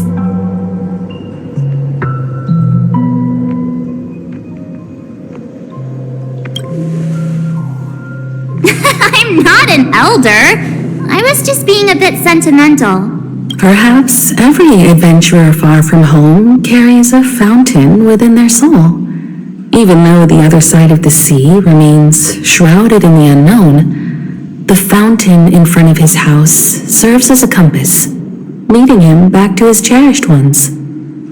Yeah, while Grandpa was at home, we would stand by the fountain and place the compass, a toy boat that I made, into the pool. Back then, I would ask him when I could go on adventures like him, and he would always laugh and say I was still too young. It seems this Mikhail is truly a seafarer and has nothing to do with the watchmaker. Yeah. Based on Misha's recollections, the scenes in the dream bubble appear to be his childhood memories. But this raises more questions. According to Misha, he was clearly born on an oceanic planet and led an ordinary life, with no connection to Penacony at all. Could this be some sort of metaphor?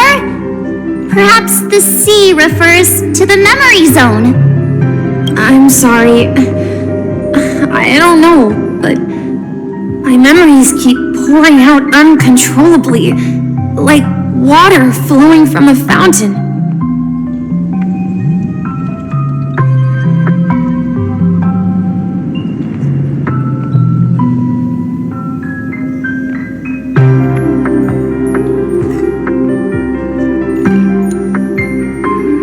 Perhaps I'll remember more things if we go further.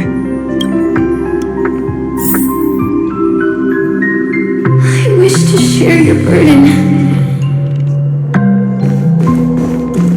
Is it something... We're going to the opposite side, right? No, we should turn left here.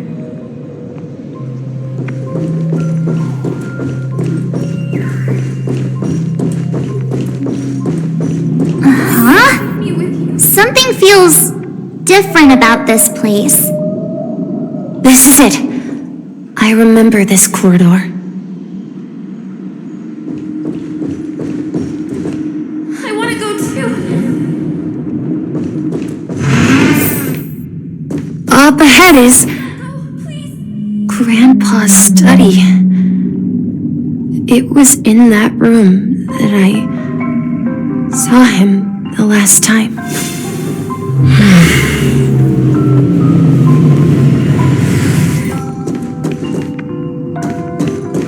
Will you come back? Captain Misha! Let's not in the correct direction!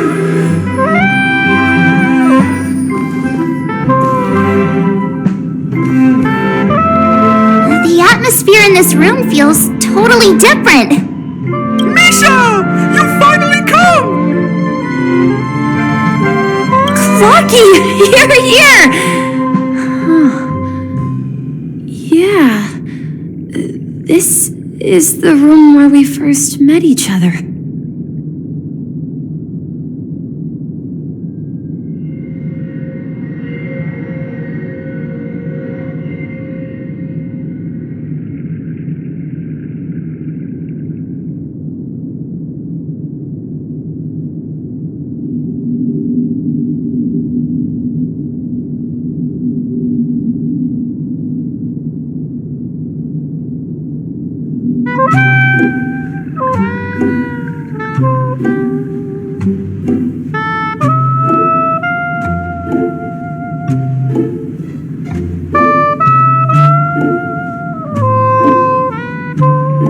Are those books on the bookshelf logbooks left behind by that seafarer? Yeah. Whenever he came back, he placed a logbook on the bookshelf in his room. They contain records of his expeditions to every corner of the world. He described our world as a fountain. At some point, the sea started to gradually swallow up the land where people lived. To ensure that everyone had land to settle on, he had to continue exploring the sea and search for the source of the rising seawater. On that day, he called me to his study, telling me that he was embarking on another journey. However, I could sense the gravity in his expression. It was the same look I had seen on my father's face before his final voyage. I asked him if I could go with him, but he said that my adventure lay elsewhere and told me to stay home and patiently await a certain sound at the door.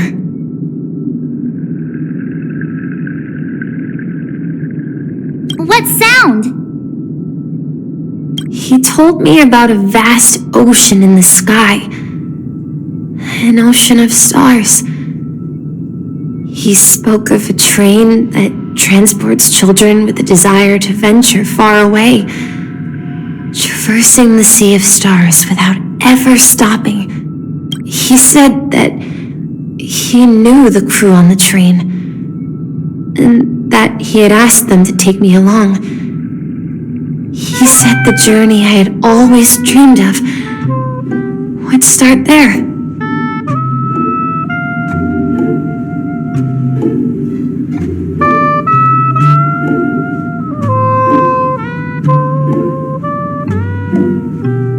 A train? Could it be? It's the Astral Express. I remember now. Grandpa's friends are a group of nameless who came to this world to resolve a disaster caused by a star. Then, he gave his pocket watch to me. It was his cherished treasure, appearing in every one of his adventure tales. He explained that difficult times were ahead, but assured me that the watch would guide me. He said, as long as I kept moving forward, I'd eventually reach my desired destination. And then, it was as if I heard the distant sound of a train whistle, echoing throughout the room. Exactly, Misha! And then we followed that whistle, didn't we? Yeah. I think I can still find the way we took back then.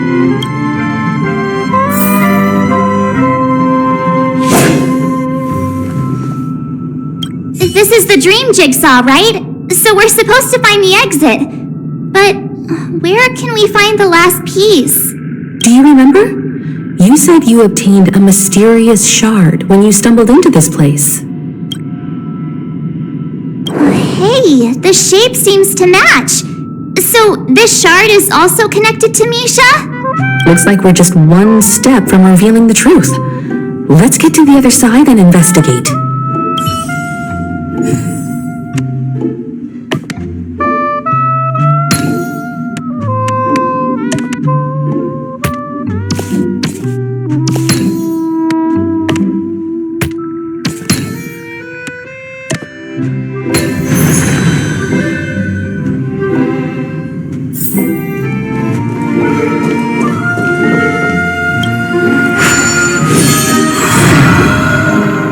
This is it.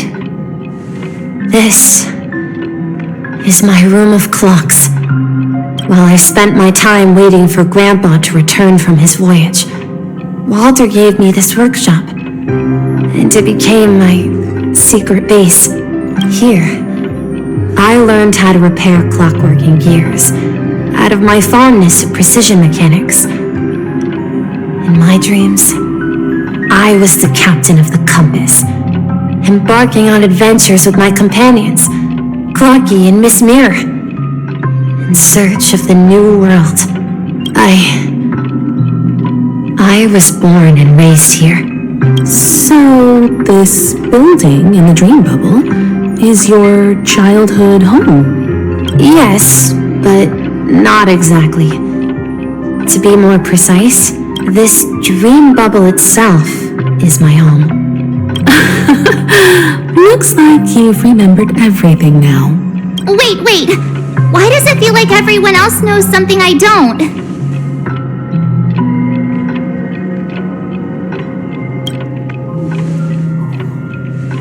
Marge, do you remember when she mentioned the clocky that only she could see? Yeah, the little guy here, right? But we all saw him in Dreamflux Reef, right?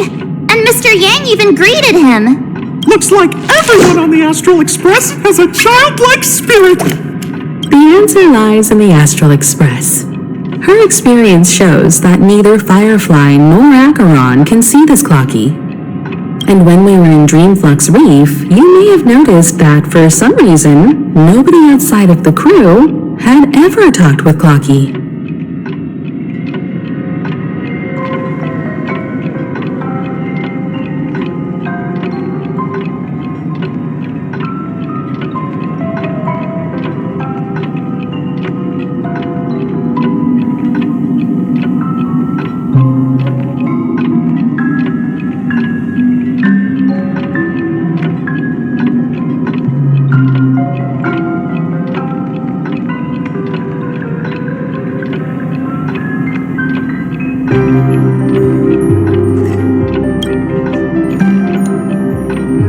A mimetic life that can only be seen by a select few.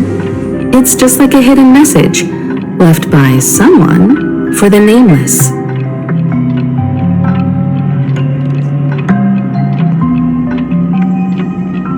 But Misha can see Clocky too, right? They even grew up together. But Misha hasn't started the way of the Trailblaze yet. That's the key to the mystery, March. Now, take a moment to recall. Have you ever seen anyone outside of the crew interact with Misha? Wait. No way! That's the answer, March 7th. This dream bubble is the place where I was born. And I'm a dweller in this dream. Just like a memory zone meme.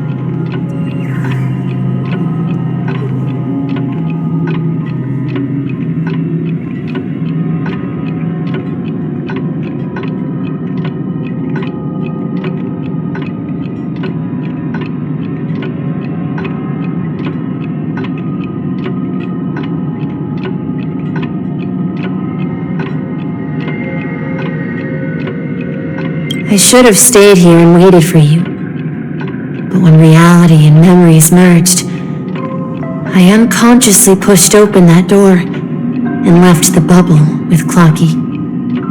So it's not that the Watchmaker's dream bubble is empty, but rather the stuff inside ran away? And the whistle you heard was the sound of the express arriving at Penacony? That's one way to see it, but I believe there's a longer story behind all this. It's best for Misha himself to explain all the details. How about we start with your name? Now, should we call you Misha, or... Thank you all for helping me rediscover my true self. Now, please allow me to reintroduce myself.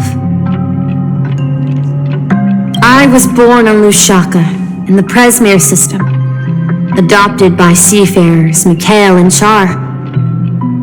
They gave me a treasure, a name that carried their hopes. Mikhail Char Legwork, or simply, Misha.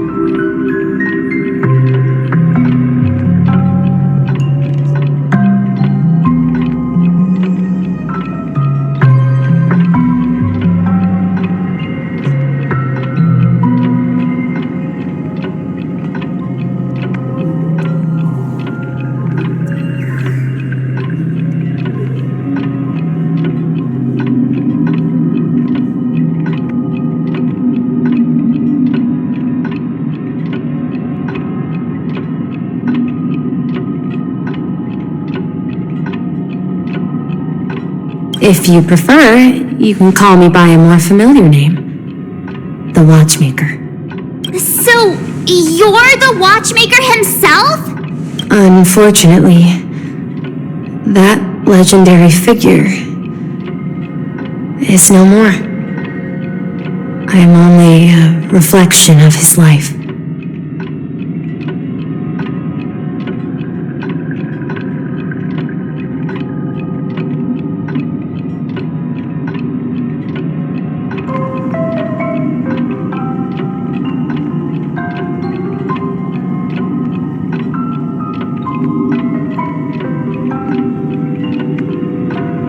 As for the child who has been with you, he's the innocent protagonist of Misha's childhood dream. a friend of Clocky, a young apprentice, and a future mechanic on the Express.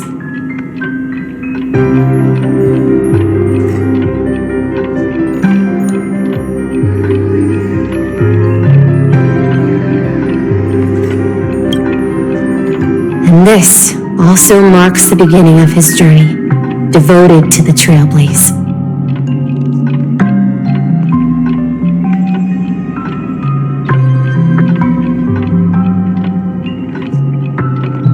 At the end of the journey, I left this little flame, which I so cherished, in my deepest dreams, hoping to pass it on to the nameless of future generations.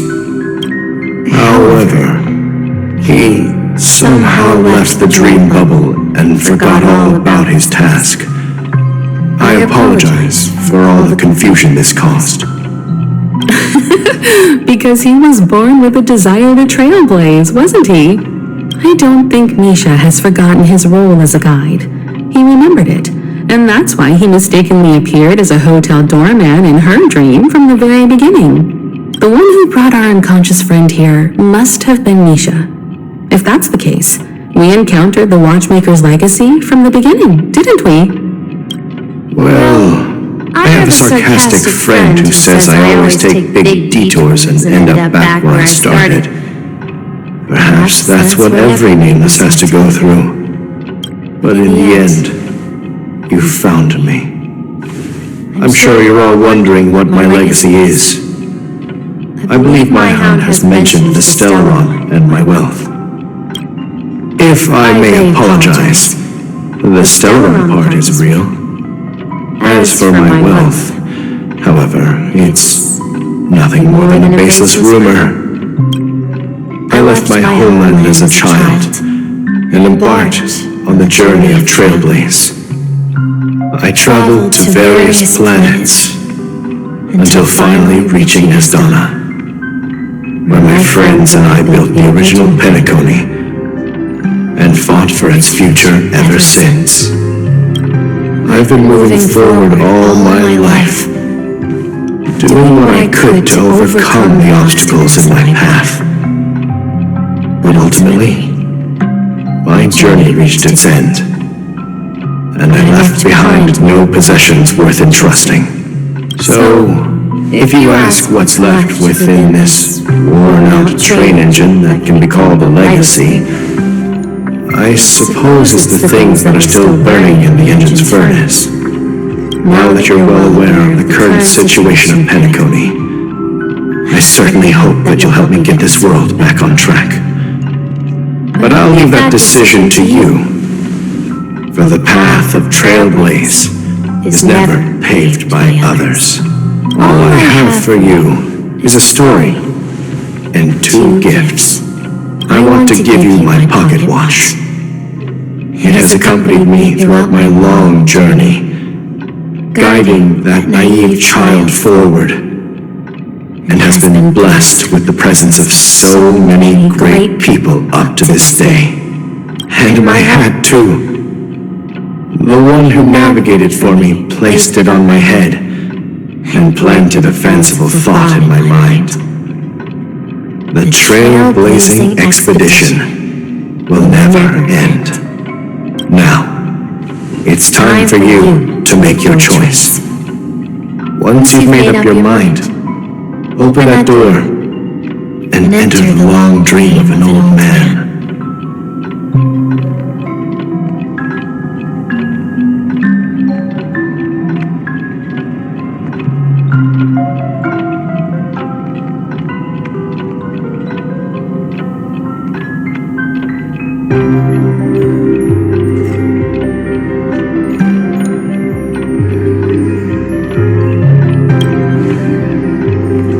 I'll be waiting for you at the end of this corridor of time.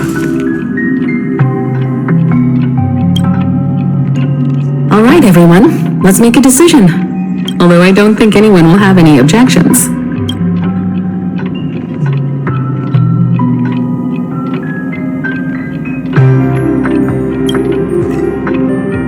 Of We've come this far. Surely there's no other option than moving forward. In that case, it's unanimous. Then let's proceed together to the end of this stream and tell Mikhail our decision.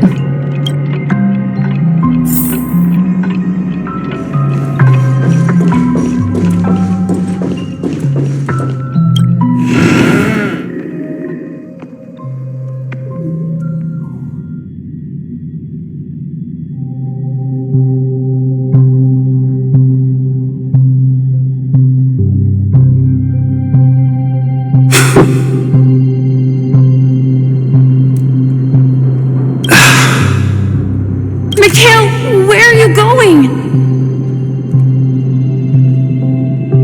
Someone has to step up and save Lushaka. So why can't it be me, Misha?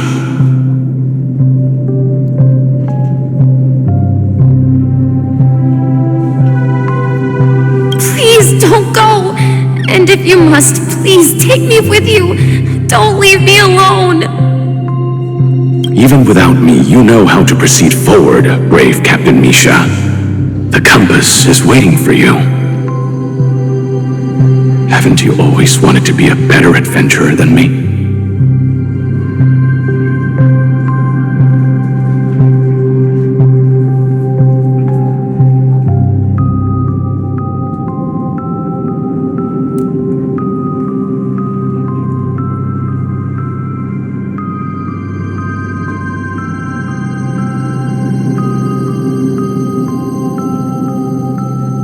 Now go, board that train and start your journey.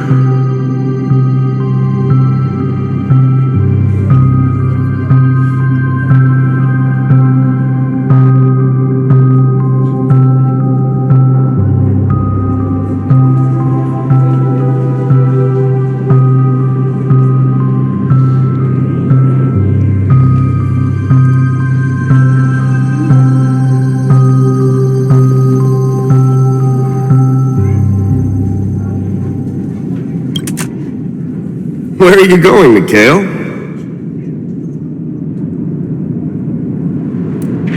I'm going to clean the floor in the parlor car.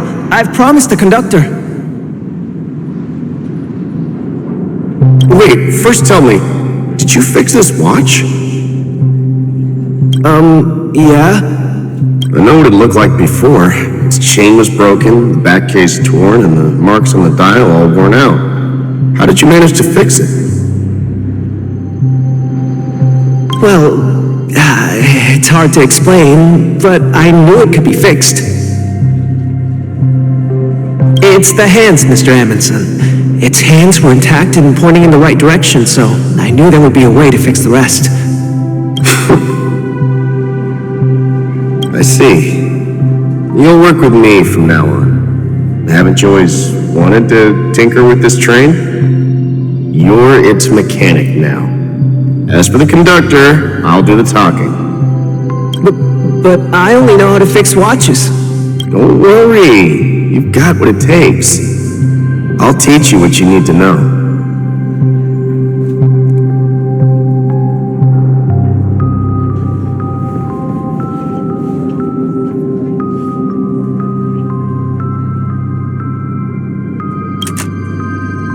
Where are you going, legwork?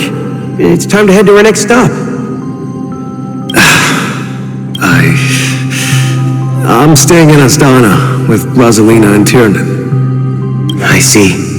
This place reminds you of home.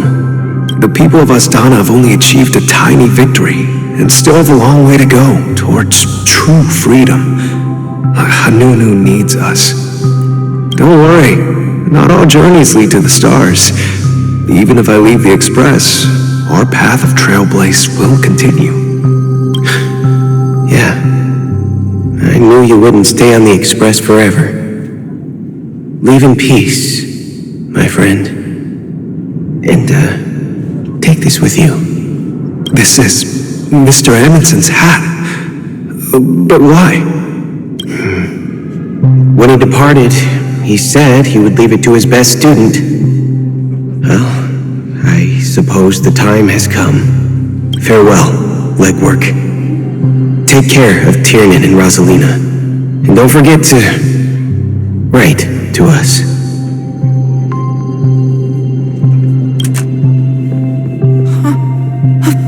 Where are you going, Watchmaker? Don't worry, Micah. Just going on a little trip. Someone has to be at the forefront of the interstellar frontier, and I'm the only former nameless in Penacony. So why can't it be me? Because you're all we have! Have you forgotten about Tiernan? The cosmos is way more dangerous now.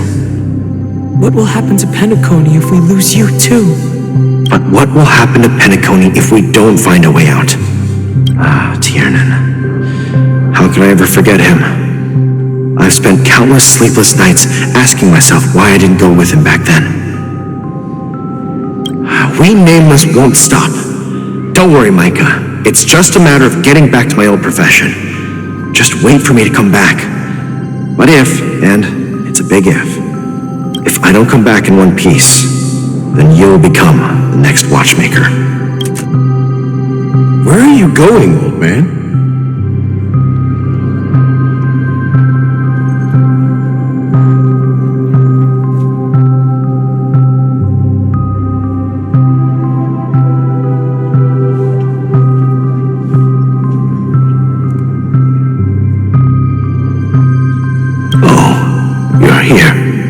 Answer my question.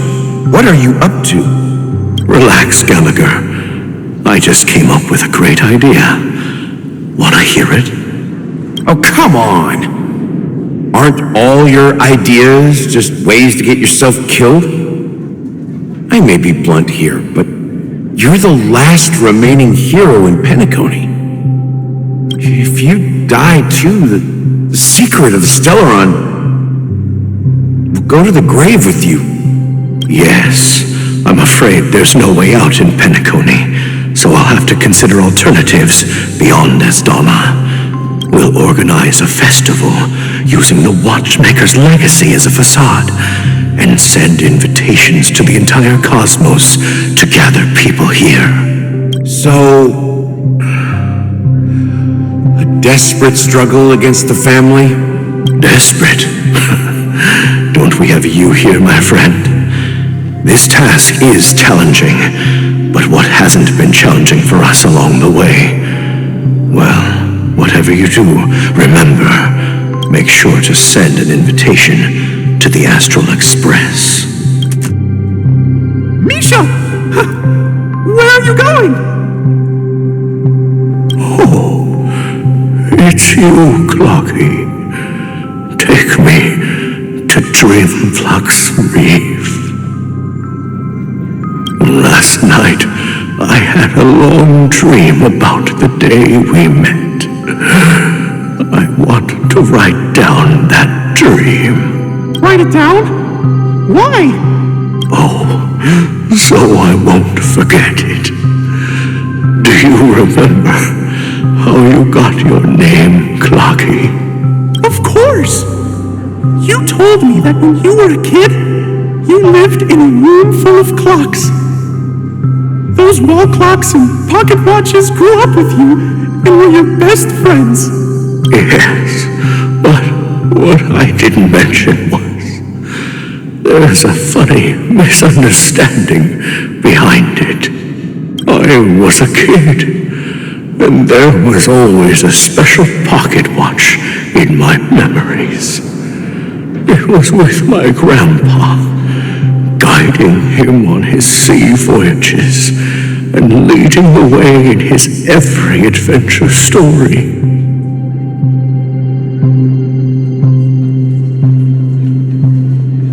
I wanted to have a pocket watch like that too, and that's when you appeared in my dreams. Yeah. Every night, we boarded the compass and set sail together. But you know what? It wasn't until the day my grandpa gave it to me that I realized it wasn't a pocket watch at all. It was a compass. So, your name should have been Compassy. watchmaker is just a nameless.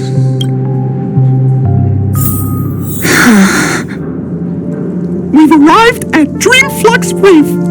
So, where to next? You know, Clocky, I don't think I'll be going anywhere else.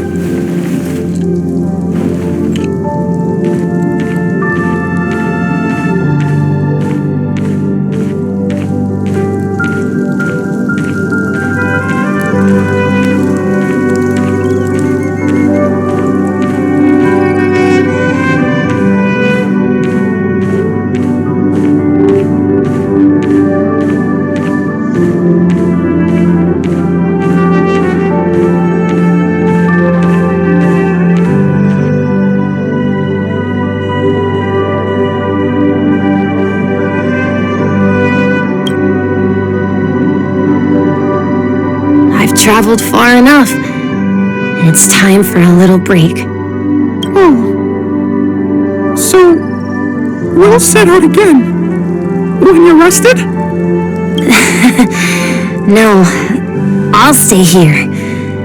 And then, this is where it ends. This is... where it ends? What do you mean, Misha? You told me that the trailblazing expedition would never end. Yeah, that's what I said. So now, it's up to you to decide your next destination. My next destination? What's that supposed to be? I've been following you. Misha? You're acting weird today. If you're feeling down, we can just do what we usually do. With the clockwork. No, I'm not feeling down. As for clockwork, yeah, it resolves all problems in this dream.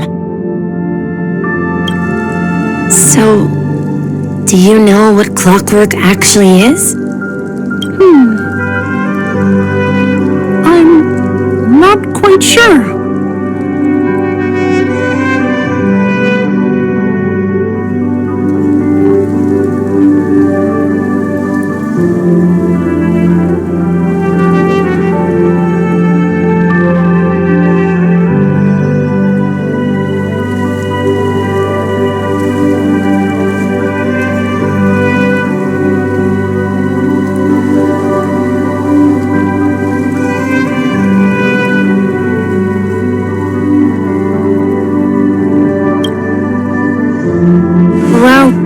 Everyone gets lost at times. They may hesitate and doubt which way to go.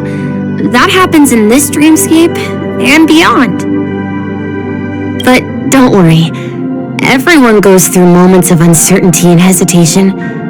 Eventually, they gather the courage to make bold decisions. Whether it's calming, joyful, angry, or sad.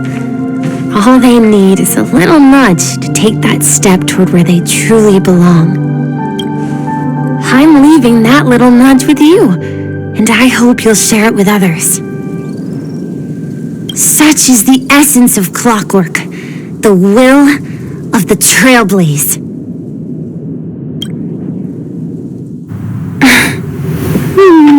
Clocky's hands spin around non-stop, indicating confusion, frustration, and weakness. But ultimately, people still need to move forward. Just like your hands, always pointing ahead. This is where my journey ends. From now on, it is your path to walk. Trailblazing means taking paths your predecessors forswore, venturing even further. The Penacony in Mikhail's dreams does not belong to order.